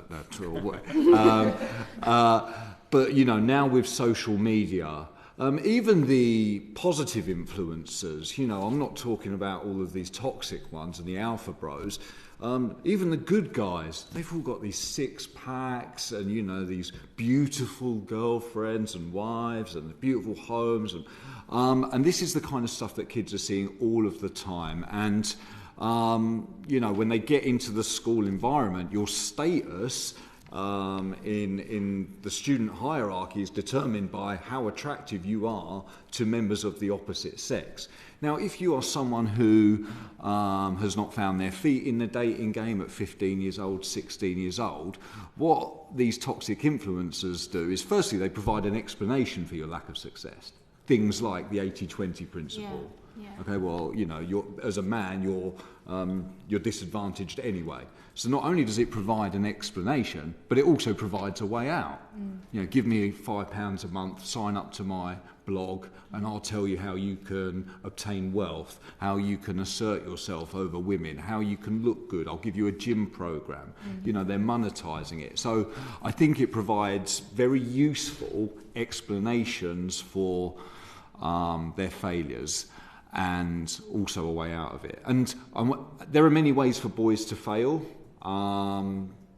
We're in constant competition with each other to be the best at Fortnite, to be the best at football, to be the funniest, to be the best dressed. And you can't possibly be all of those things all at once. And so what they can guarantee is that every boy is going to be a failure in some area. And how about we tell him that we can sort him out? And that's what they're doing. Yeah, Tanya, briefly. Oh, sorry, I just wanted to say before you move on to your next section, please. Thank you. Briefly, Daniel. There's something I think really interesting in this where I spoke to our schools coordinator today, and he said one of the things he really wants to get across was there's a difference in the answer the boys will give when you ask them what's a good man and what's a man that you look up to. And the first one, they'll be talking about their teacher, their brother, their dad, someone in their community that has these wonderful positive attributes that we probably all would also see. And then the other one is someone who doesn't have to go through the hard stuff that their brother and their uncle and whatever else has to go through because he's a professional athlete or a movie star or whatever else. And I think for us, somehow we've got to get through and actually help those young boys understand that being that good man is also a pathway to really good things in your life, because it's not the message that they're getting. Thank you. Darren, I wanted to ask a little bit around what extent you think the manosphere and misogynistic online content sort of translates into more violence against women and girls, including sexual harassment on and offline. I think it does, because I think teachers tell us that it does, that it's a significant contributor to that. So the material that children and young people access online, here we're talking about material of a misogynist nature, but there are other forms of insidious content that young people are accessing. But if we think about misogynistic material that young people access online, we know that reinforces flawed belief systems, and it does lead then to inappropriate behaviour. So there is a clear link. It's more complex. I think the evidence we heard before was really, I think, compelling in terms of this is a complex issue, and maybe sometimes it's oversimplified, but there is a clear link between what children and young people access online, how it reinforces inappropriate belief systems, and then in some circumstances how those beliefs can then manifest in behaviours, abuse, violence that are wholly inappropriate but are related to the kind of ideologies that young people have accessed. Great, thank you very much. You on to your next section, or you? That's it. That's it? Yeah. Okay, that's all right. I just wanted to make sure. Rosie. Thank you, Chair. Just want to talk more broadly about phones and social media. Matt, what impact do you think screen time, phones and social media are having on young people more broadly? It's tiring them out. It's exhausting mentally. The pressures that it puts on them, particularly young girls, in terms of how they're meant to look and act, but also boys. Many of the boys I work with up and down the country are just tired all the time because, as has been said previously, they're taking their phones to their rooms and they're not coming off them. I'm addicted to my phone, so why shouldn't a 16-year-old be, or a 14-year-old be? Especially at an age where validation is... You don't have that level of self-possession that you only acquire through adulthood. Likes and follows is all that matters for some kids. And that's understandable because that's the world that they've grown up in. I would say that I think sometimes a lot in the discourse we often forget that actually also social media does provide a positive outlet for some students. There are students who have zero confidence and would never reveal anything about themselves in the classroom or on the playground or in the real world, but a simple update to their status or a photograph or sharing some artwork provides a really positive outlet for them. I'm actually in favour of a social media ban, but I do think it has to be thought about very carefully, because for some kids it is positive, and before we ban anything we need to think about how are we going to plug the gaps, because there must be a reason why kids are turning to social media to express themselves rather than to us. So what are we not providing them, and how are we going to find out what we're not providing them, and then how are we going to replace it? That was a really interesting answer, thank you. Dr. Guinness, do you largely agree with that? And do you support a ban as well? Do I largely agree with that? Yes. In terms of the sorts of impact that it's having on young people, absolutely. We're hearing similar things coming back. I think there's also this, it's linking also into those issues about, what information are young people getting access to and how they're understanding it, and how controlled is that, and how useful is that for them. But again, I think highlighting some of the ways in which social media could connect a young person who might be extremely socially isolated You can imagine like a young LGBTQIA plus person in a school or community that doesn't have much support for them, really finding important connection and support elsewhere. So these things are important, but certainly we would like to be living in a world where what we can on the screens in front of our young people is very different to the content that's there at the moment. And ideally that they and us are not on our phones as much as we currently are. Thank you. Do any of you want to say what you think could be done to combat the negative impact of spending so much time on social media and online? And Darren, I don't know if you think that's an answer that might be able to be related to schools. I think there is an interesting link there, because there's a bit of a contradiction in some of the directions policy's going in. So at the moment, there was an inquiry conducted by, I think, the Science and Technology Committee of the House of Commons in the last Parliament that was looking at young people's screen time and looking at digital poverty and those kind of issues. And the debate that they were exploring was around the use of technology in schools. So moving away from kind of paper and pencil to more on-screen kind of forms of learning. And I think one of the themes that emerged from that debate is that we could be rapidly moving into a world where children spend almost the entirety of their time at school in front of a screen. And then when they're out of school, they're in front of screens in their personal life. And so the extent of kind of dominance that screen time has on children, young people's lives, I don't think we understand it.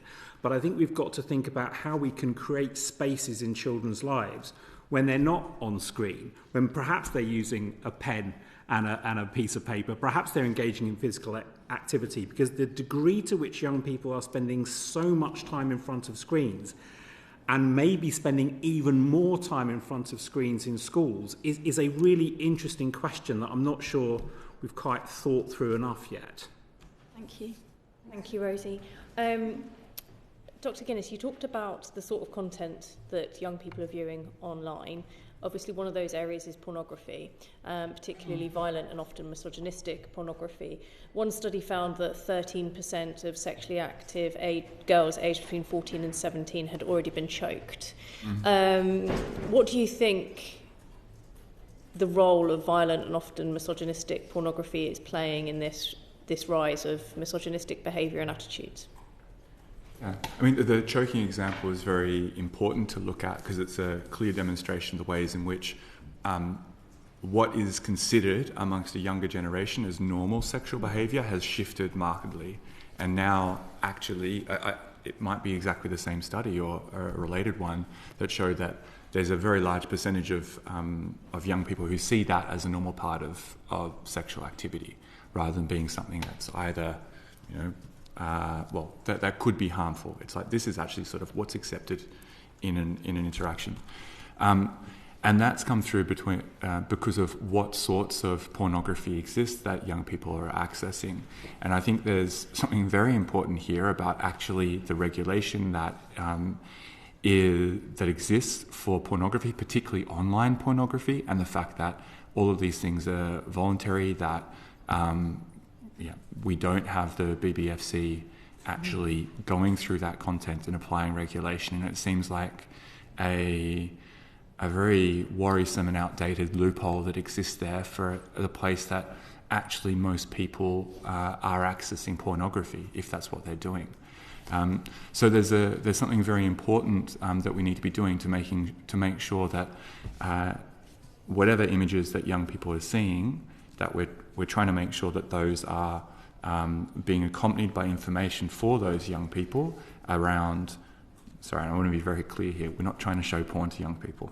That's really important. But recognising that young people are actually coming across these images, we want to be making sure that firstly we regulate what is out there and what is in the mainstream. And then secondly, that we're actually giving the young people the ability to have some literacy around that content and to actually understand that this isn't where you get your information about what a healthy relationship is. We're not, a lot of the porn that's consumed doesn't show consent conversations or people actually saying, I don't want this, not talking about desires. It shows a lot of racialized sort of ideas get pushed forward. A lot of ideas are placed there which normalise violence or normalise these sorts of interactions. So it's very important that young people are also given very comprehensive education around, well, what are healthy relationships and how do you form those healthy relationships with somebody? That's a really crucial part of this picture. Thank you very much. Christine. Thank you. I wondered if we could ask Matt, first of all, we've talked a lot about the online challenges, but do you think there are other key challenges that face maybe young men and boys today? How are they different from previous generations? And do they feel that maybe those things are being ignored by the mainstream in politics? Well, I'll ask Matt first. I think body image is a huge one. The pressure on young boys to look muscly, low body fat, six pack. I think we really underestimate the toll which that has on young people, on young boys particularly. I think that academic underperformance in relation to girls is a perennial problem, and that's because of societal expectations around what it is to be a man. I think that there is this crisis of connection. I think that when boys get to 14, 15 years old, they're far less likely to be comfortable in expressing intimate feelings, and I don't mean sexual intimate feelings, I mean tender feelings for friends. In 11 years old, a boy might say, yeah, I've got a best friend. I've literally had boys aged 15 saying, of course I don't have a best friend, that's gay. Never mind the homophobia that's embedded within that idea. Nasty. And so what's happening is boys are growing up in a world where not only do they not have those platonic friendships which are so crucial to our development and our happiness, but they're also existing in a world where romantic and sexual success is paramount. And if they're not getting that, but also they don't have those platonic friendships to fall back on, it's no wonder that many boys are being seduced by the ideologies, incel ideologies, for example, that exist within the manosphere, or those darker areas of the internet. So I think we really do need to think about how we can get boys to connect with one another, and how we can, at an early age, really tackle the homophobia that exists within the idea that I can't have a best friend that's male because that's gay. That's a problem. I wonder, is there a difference, or have you detected any difference when it comes to ethnicity or class in the issues that are facing young men and boys, and maybe how they react? You mean in social class? Yeah. Sorry. And ethnicity. Yeah, I get asked this a lot. I've been to some of the top independent schools in the country, and I've also been in some of the most socially or economically deprived areas, and I get asked this question a lot. Actually, no. I think that the pernicious influence of toxic masculinity exists within both those spheres, although it might come out a bit differently. I think perhaps in the higher echelons of society, particularly in independent schools where there might be quite a masculine sports culture, I often see what's called a lot of ironic homosexuality. So the boys are actually very intimate and very physical with each other, but almost we're poking fun out of it. Look how alpha male we are. We can touch each other in ways that really probably aren't appropriate, but that's who we are. But apart from that, you might have you've gone all over the place. I agree with the influence of, particularly the restrictive influence of some of those ideas about expression, about asking for help, and forming relationships. I absolutely agree those things are prevalent everywhere.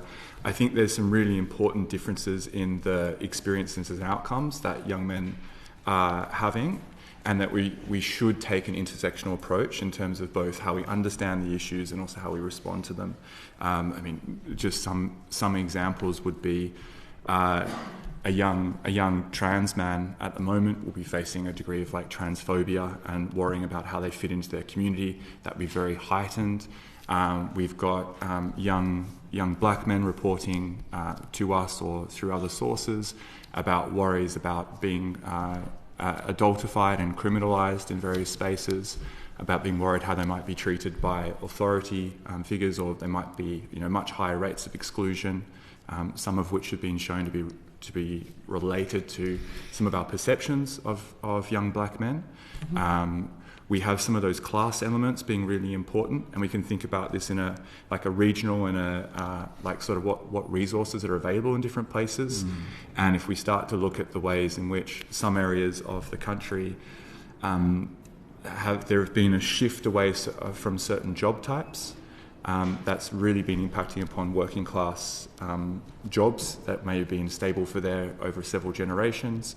And then what's being seen is that young women have been much better at actually getting that training, then upskilling and shifting their careers.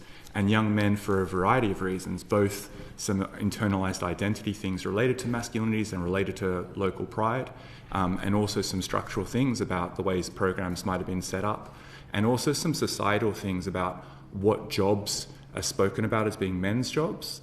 We don't speak much about like this caring or these education sort of jobs as being men's jobs. For all of those reasons, those young men, those communities have massively different outcomes, whether it's around health, mental health, jobs, employment, training, well-being, healthy relationships, rates of imprisonment. All of these things impact upon the communities in really different ways, depending on class and ethnicity and disability and other things as well. Yeah. Is there a perception amongst young men or amongst society generally that mainstream politics is just either unaware or ignoring these? And do you think that's true? Daniel, first of all. Sure. Absolutely, yes, among a very large cohort. And it's fed via this narrative which might be explicitly said by some people. This feminism has gone too far. Women are trying to disenfranchise you somehow as men. You've been emasculated. These sorts of explicit messages, but also these things that are reinforced in various media commentaries, even politicians talking about these points. And I think absolutely that's there. And as we start to move to put a focus on addressing men's issues, I think we need to be extremely careful not to do it in ways that creates this false sense of us versus them. If it's men versus women, we've got to wind back feminism. And I think actually we should really be looking at, partly, not entirely, but identifying the benefits that men have had through the feminist movement and through the gains that women have had. And you only have to speak to fathers who stay home with their children now to hear that story, or to men who have been learnt new skills of expressing themselves and found new pursuits to get that story coming through. And I was really heartened. I know there's a lot going on, whether it's the men's health strategy or this particular work or the work on ending violence against women and girls, lots of pieces that are coming up that could relate to this issue. And I think they all need to have that common statement that clearly says this isn't us versus them. And I was incredibly heartened. I heard one of the architects of the Irish men's health strategy, which is like global leading, well ahead of the trend. And he came in, and the first thing he said was that when they set out their policy, their intentions, they said it was going to be intersectional, that it was going to be feminist informed, and that it was going to talk about men as not being the cause of their problems, but as people who experience those problems. And for me, I was like, that's a nice, simple way to cut through a lot of this noise and link these different policy areas together. I think there's a bit. Do those perceptions of feminism, or from what you're saying, it sounds to me as if you think those perceptions of feminism have played into the creation of this kind of manosphere attitude? Certainly. If you think about what's the experience of a teenager who's grown up over the past 10 years? They've lived through their online lives, which is possibly one of the most important parts of their lives, have been shaped by things like Me Too, by Everyone's Invited. They've been shaped by a lot of movements that have said, we need to care about women's rights, and also they've lived through moments where there's been very, I think, harmful and simplistic messages like all men are trash or this sort of thing that they haven't been able to. It's hard for a 15-year-old to comprehend that the type of expression of built-up frustration that can come out in a moment like that, which I think is important to let out, but it's hard for them to hear that and not think that's a comment about them personally. And I think that's a crucial part of that fertile ground that these misogynistic influences, plant their seeds in. Because there is a sense from some of the not just boys, you can see these people in politics and in the media, but there's a sense there that men have been attacked by some of these movements that have been for social progress and equality. Them and us is already there, and we just yeah. Thank you. Thank you, Christine. Thank you. Alex. Thank you. Darren, I'm going to start with you on this one, if that's okay. What do you think of the use of the term toxic masculinity? Yeah. Okay. Frequently used. I use it. We all use it, right? Yeah. I mean, I think sometimes in a space as a shorthand where everyone knows what they're talking about, it's okay. It sums up. There's lots of harmful things that can be related to particular versions and expressions of masculinity, and we've spoken about them, like your mental health, violence against women, violence against other men. However, I think as an educational tool and also as a tool in public narratives, I don't think it's serving a useful purpose. I think it's alienating a lot of people, and people are, particularly men, are struggling to differentiate between toxic masculinity as a describer of a set of expectations, like a particular expression of being a man, and men in general. Yeah. And we can do that work of being like, there's two things here, right? But that happens in a classroom setting when you can have a discussion with people. And in a sense, the social media narrative and media narratives, I feel they've gotten away from that ability to actually explain that concept. Is it becoming a self-fulfilling prophecy? Precisely. It breeds this resentment, it breeds defensiveness, and it breeds, I'll show you what, like you think I'm toxic, I'll go and be that. The irony. Yeah. Okay, thank you. Darren, I'd like to just, I'm looking at the role of men and masculinity in society, so I'm trying to draw some threads together here. And one of them is just coming back to the school's point of the misogyny from male pupils towards female staff. And I used to work in the domestic abuse sector, and we saw a vast increase in what was termed child-to-parent abuse, which was very gendered. Let's face it, the vast majority was teenage boys' abuse to mothers. Is this part of the same societal trend? Are those two things interlinked, do you think? I think it's complex, but the case for there being a link has got to be compelling. So when you see that misogynistic abuse directed, when our members see it directed by pupils towards staff in schools, you wonder what's driving that and what kind of misaligned thinking is leading to a belief on the part of the child that is an appropriate way to behave. And the fact that you see it outside of school as well as in school perhaps tells you something about where these beliefs are coming from and how deeply entrenched they are in some boys. Thank you. And I am leaping around a bit, but like I said, I was trying to draw these threads together. Matt, my question for you was that there is, we have talked today about this huge increase now on focus on body image, and what that means for young boys and men. This is something, a focus on body image is something that women have experienced for decades, and to considerable health disadvantage at times when we look at some of the consequences of plastic surgery, for instance, and many other things. Given that there seem to be in so many areas, that I've just picked one, actually similarities of experience, but pitted against each other. How do we counter that? Is it with connections? Is it how do we counter that? You mean how we're all actually on the same side? Yeah.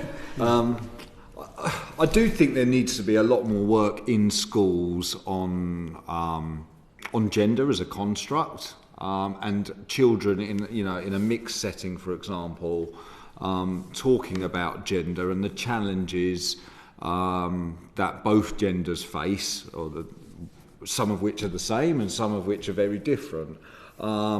Given its grip on media, politics, relationships and society in general, employment, it beggars belief that there isn't a more structured curriculum, a gender curriculum, Of course, there's all sorts of things we could teach, but when do we find the time? Yeah. But certainly I think, the PSHE curriculum could go a long way to dealing with gender. And also, actually, we sex and relationships education. I've started to wonder recently, how much emphasis do we put on the relationships part? Are kids learning how to be a supportive partner? Are kids being told, about online dating and what that might look like one day? Are kids being told about coercive and control? And are they being taught about how you should refer to somebody that you find attractive? And I don't know if there is enough on that side of things. So many boys and girls, there is this constant binary because they've never had this shared discourse about this confusing world of adolescence, of adulthood also, which they're all trying to navigate really together, but struggling at times, Thank you. Just one more question. Daniel, I'd like to get your thoughts on this. And again, it's a slight leap. I recently had the great fortune to have a visit to Tokyo, and something was thrown into sharp relief there in a way that it hasn't been in other cities, and that was that we went to the area of the city that is all about gaming and tech, and while there, there were dozens of women in micro mini skirts handing out flyers. There were big pictures of highly sexualized manga content, etc., on billboards. It was very, very, very, very visible, to the point my teenage daughter was extremely uncomfortable. Do we have are we talking about online too much more than offline, and should we be talking about the culture more generally? And is there a problem with the wider tech sector that is exacerbating this, or is it just a small isolated thing that's coming up from time to time? Do you think? I was worried you're asking me for an analysis of Tokyo culture. Not at all. No. I'm glad we can go there. Just as a micro example. Yeah. Okay. Wow.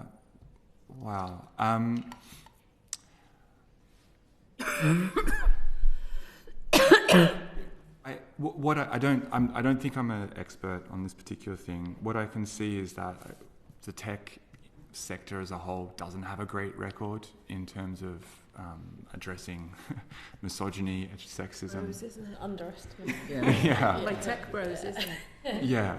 You don't have, even the way that leadership distribution looks globally, etc. There's not a great track record there. So there's certainly, I suspect, having not done a systemic or a cultural analysis of that space in particular, but I suspect there's some fundamental issues, and that some probably would benefit from some deep training with some people in leadership there to actually understand and reflect upon their own experiences and how actually they show up in their decision making and who they bring into those decisions. So that I think is an important thing to look at. And then in terms of do we speak too much about online and not about offline, I think those two things are melded together and both very important. And yes, we certainly need to be looking at some of the offline spaces. One of the things we would do with a school, for example, is get the senior leaders and teachers to reflect upon, well, what are the pictures that are up on your walls, or what are the things that the things that students will hear and see and experience and think as they move through your school. And we find that even in really schools that are very advanced on these issues, there's still things that they can pick up and say, oh yeah, actually, maybe we should, shift the photos around occasionally, so it's not just this activity or that activity that's in the limelight. So stuff like that is important for us to think about the spaces that we create and what they show, how they are going to be actually shaping the experiences and the worldviews of the young people, and to be frank, of all of us as we move through them. Thank you, Alex. Catherine. Thank you. I want to talk a bit about role models. And some boys do go down the rabbit hole, don't they? Every boy is exposed to this content, I think.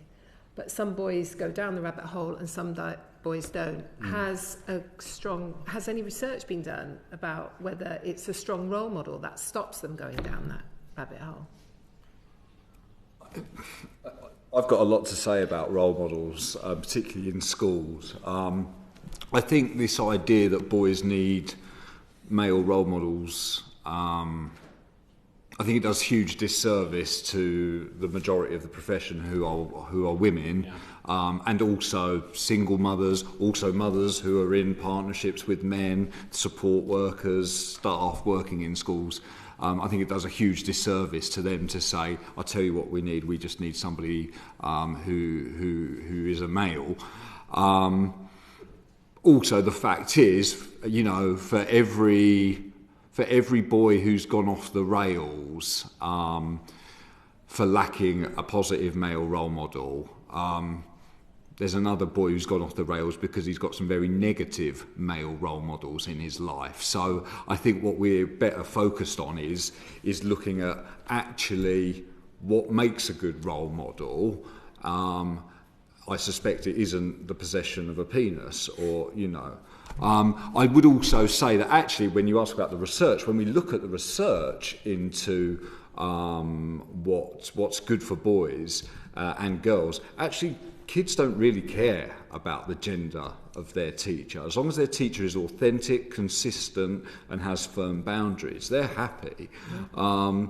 That's not to say that I don't think there's advantages of having, for example, more men in teaching as a visibility issue to tell to boys, oh wow, it's okay to be nurturing, it's okay to have a job in which you're unashamedly enthusiastic about the pursuit and accumulation of knowledge. I think that's a wonderful thing. Perhaps that's where, yes, I think there's an advantage, but I wouldn't say, I'd be reluctant to say that being male is what makes the role model. I think there is some research on absent fathers, but again, the research isn't great on that. There is a suggestion that kids with absent fathers might have periods of delinquency. But then again, what is an absent father? I think we talked about social class earlier. Many people think that an absent father is a father who just isn't around. Well, what about your dad who's a hotshot lawyer who is away for most of your life? So again, we have to look at, well, what actually is an absent father? So I think that's a complex issue, and I think that any discourse around boys needing positive male role models needs to be carefully approached with people who are probably far more expert than I am on that. Either of you want to come in on that? It's a big debate in schools. So in terms of what proportion of teachers are men, and perhaps those teachers, just by virtue of the fact that they are men, are sometimes supposed to be able to act as role models. And I was a primary school teacher. There are some prejudices that you do see manifest back then and now. So often you'll find if you get, let's say, a 1-form entry primary school, there's one male teacher.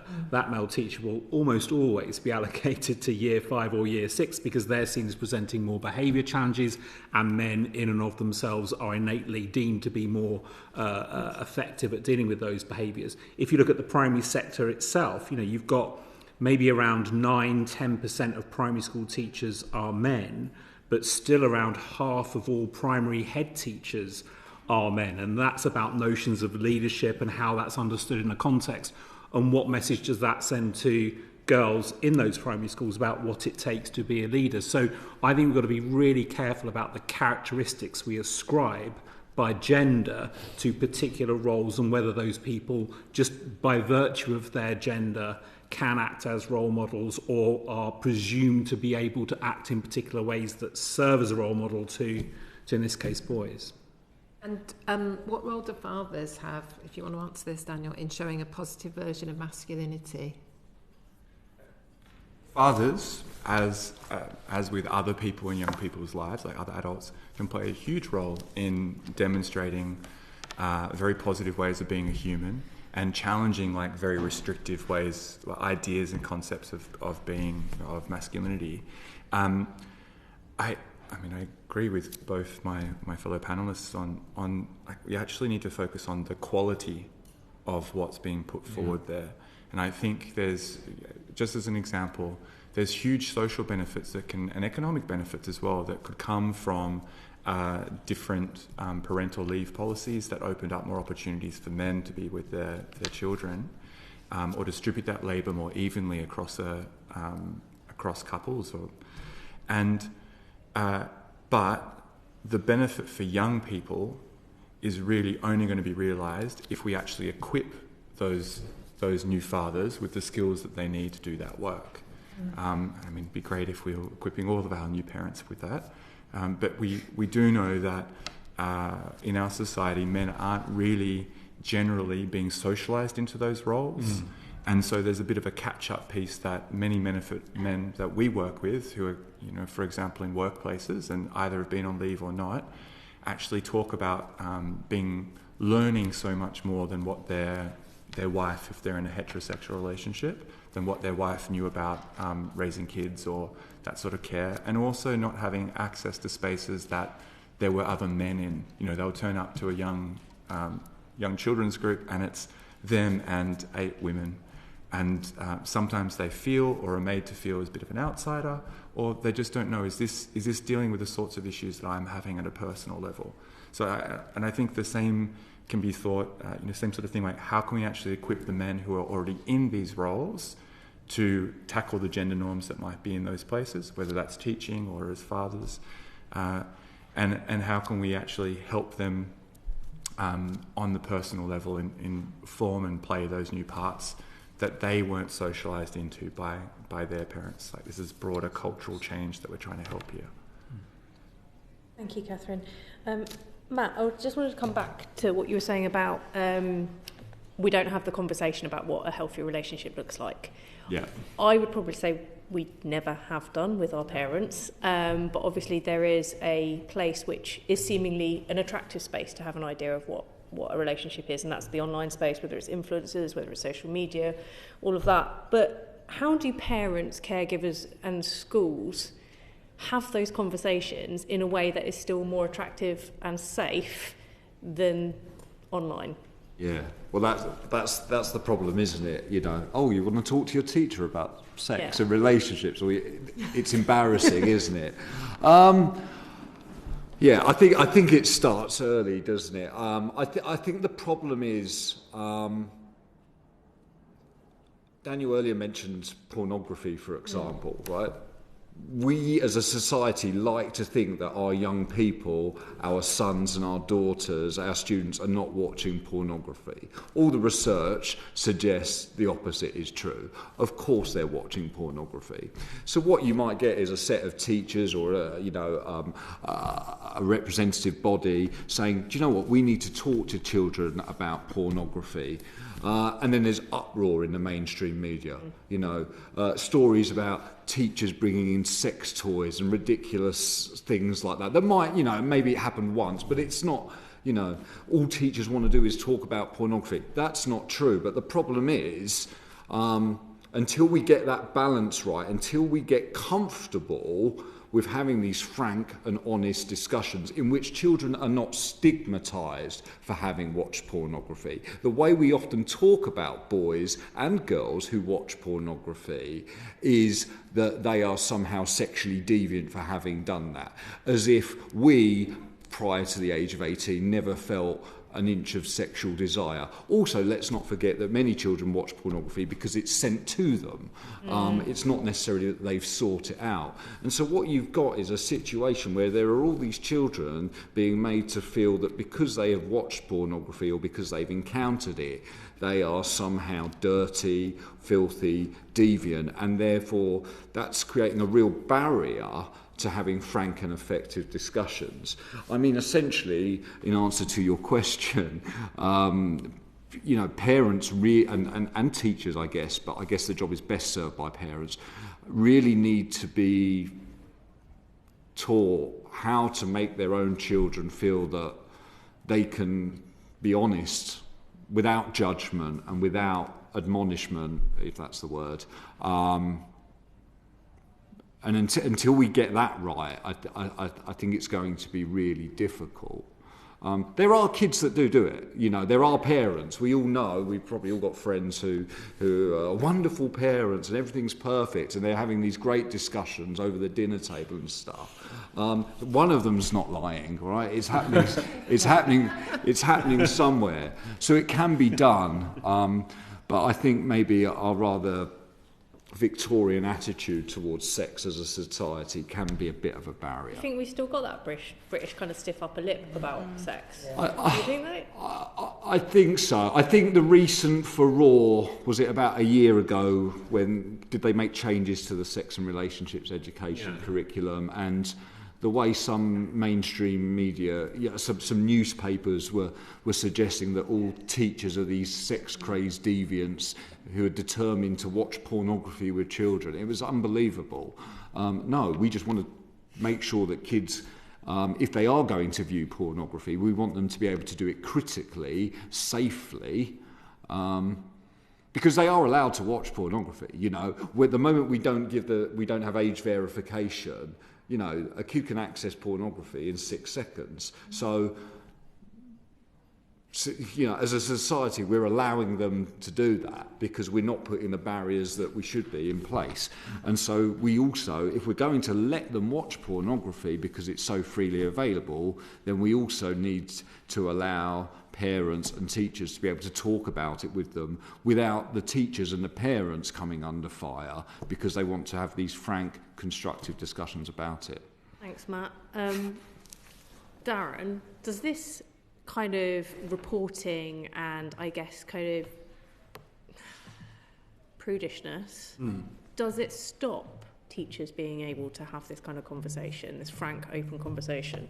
I think they're difficult conversations that many parents find it difficult to have, and teachers in that sense are no different. I think one of the themes of the current debate around RSHE in schools is that we can talk about what's in the curriculum and what's in the guidance, and that's important. But I think to go back to a point that was made right at the beginning is that these responsibilities just get basically thrown at teachers to try and deal with.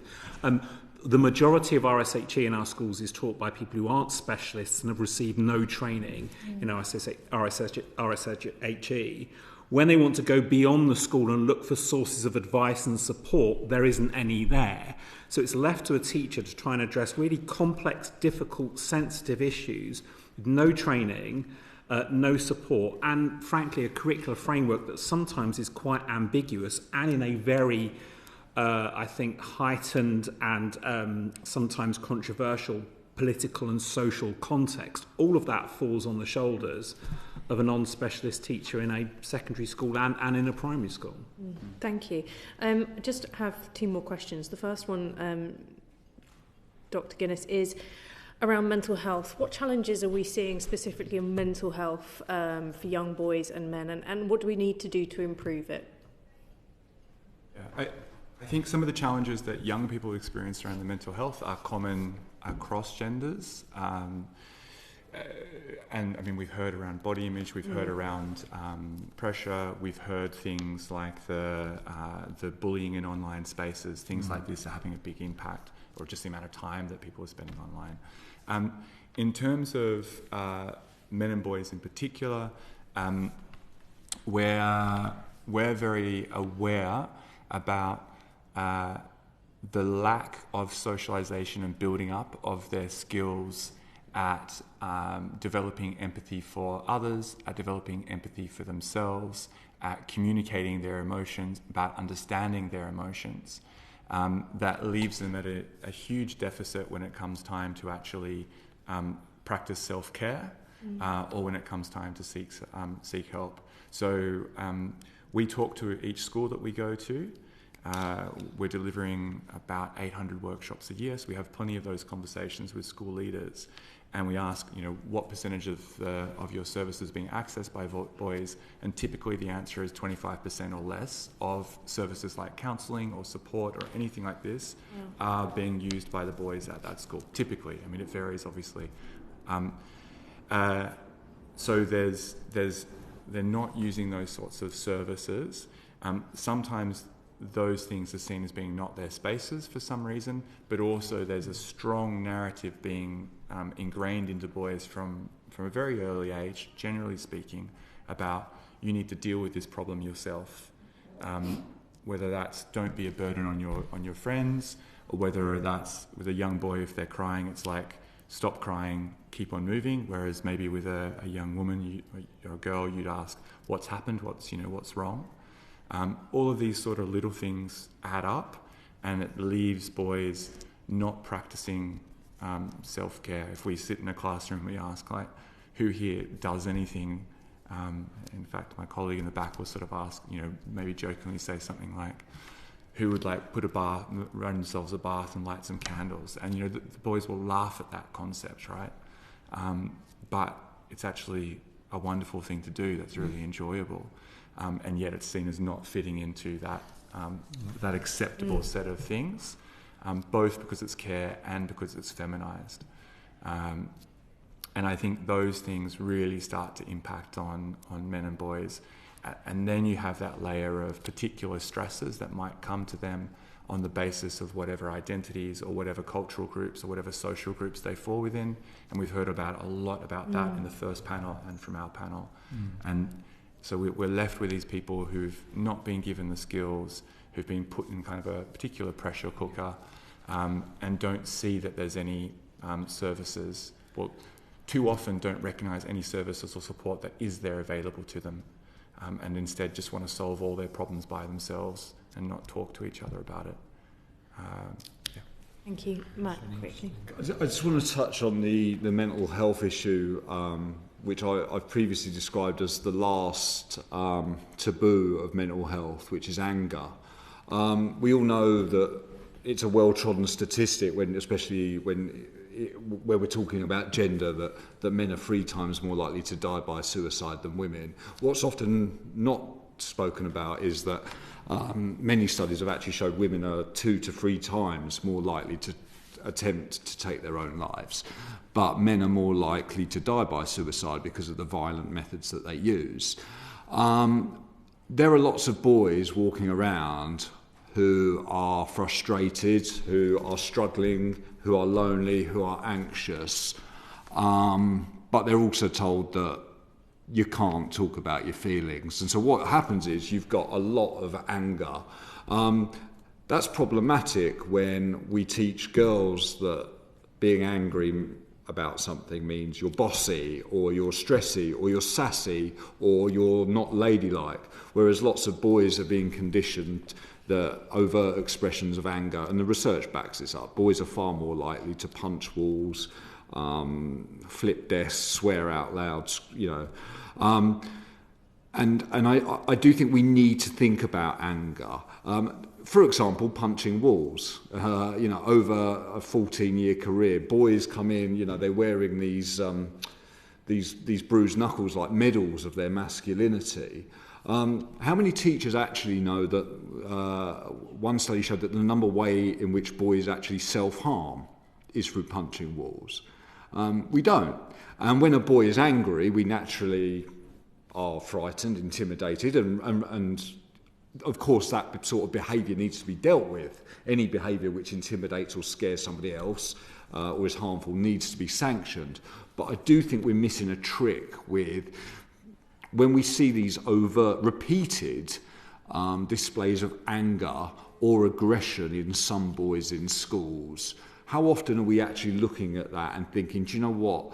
Yes, his anger's wrong, but does he need does he need some sympathy? Does he need some support here in the same way a girl who is self-harming using another method would? And I don't think we are. I do think that there are lots of angry boys there who are demonised and not necessarily given the mental health support that I think chronically angry people should probably get. I always do a thought experiment with parents and teachers. Who would you most like to be the best friends of your child? A boy who's diagnosed depressive, a boy with chronic OCD, or a boy who goes to anger management classes? And they always pick the boy who goes to anger management classes as the boy they'd least like to be friends with their own child. Because, like I say, I think anger is one of the last taboos in mental health. When in fact anger is actually as natural as love, jealousy, greed, lust. I think that's something we need to think about in schools. Thank you very much. This last question is to all three of you, but you can write to us if you don't want to say it out loud here. Our committee is open and willing to be challenged at any given step. I think the way that we've approached all of our inquiries has been that way. One of the opportunities we want to have is to be able to hear from people who do monetise misogyny, who do market misogyny, because we want to know what is at the root cause of that, what is the aim. And so if you had one or two people that you think children are listening to, young people are listening to at the moment, as we'd heard from the previous panel, it's not the Andrew Tates of this world. Who is it that we should be hearing from, do you think? And as I said, you don't have to say it out loud now if you don't want to. You can do if you do. I can send you a long list. Thank you. That would be great. Do you think they'd come? Sorry? Do you think any of them would come? Is there going to be cameras? Yeah. Yeah, they'll come. They'll come. Okay. No, I don't. I'm being facetious. You might not get a chance to speak. Yeah. That'd be worse than me. Thank you very much. This has been a really, really interesting couple of panels, and really grateful for all of your time and your experience and your expertise. And as I say, if there's anything that you think you wanted to cover that you didn't get to today, please write that to us. Thank you very much. This brings the session to a close. Order. Thank you.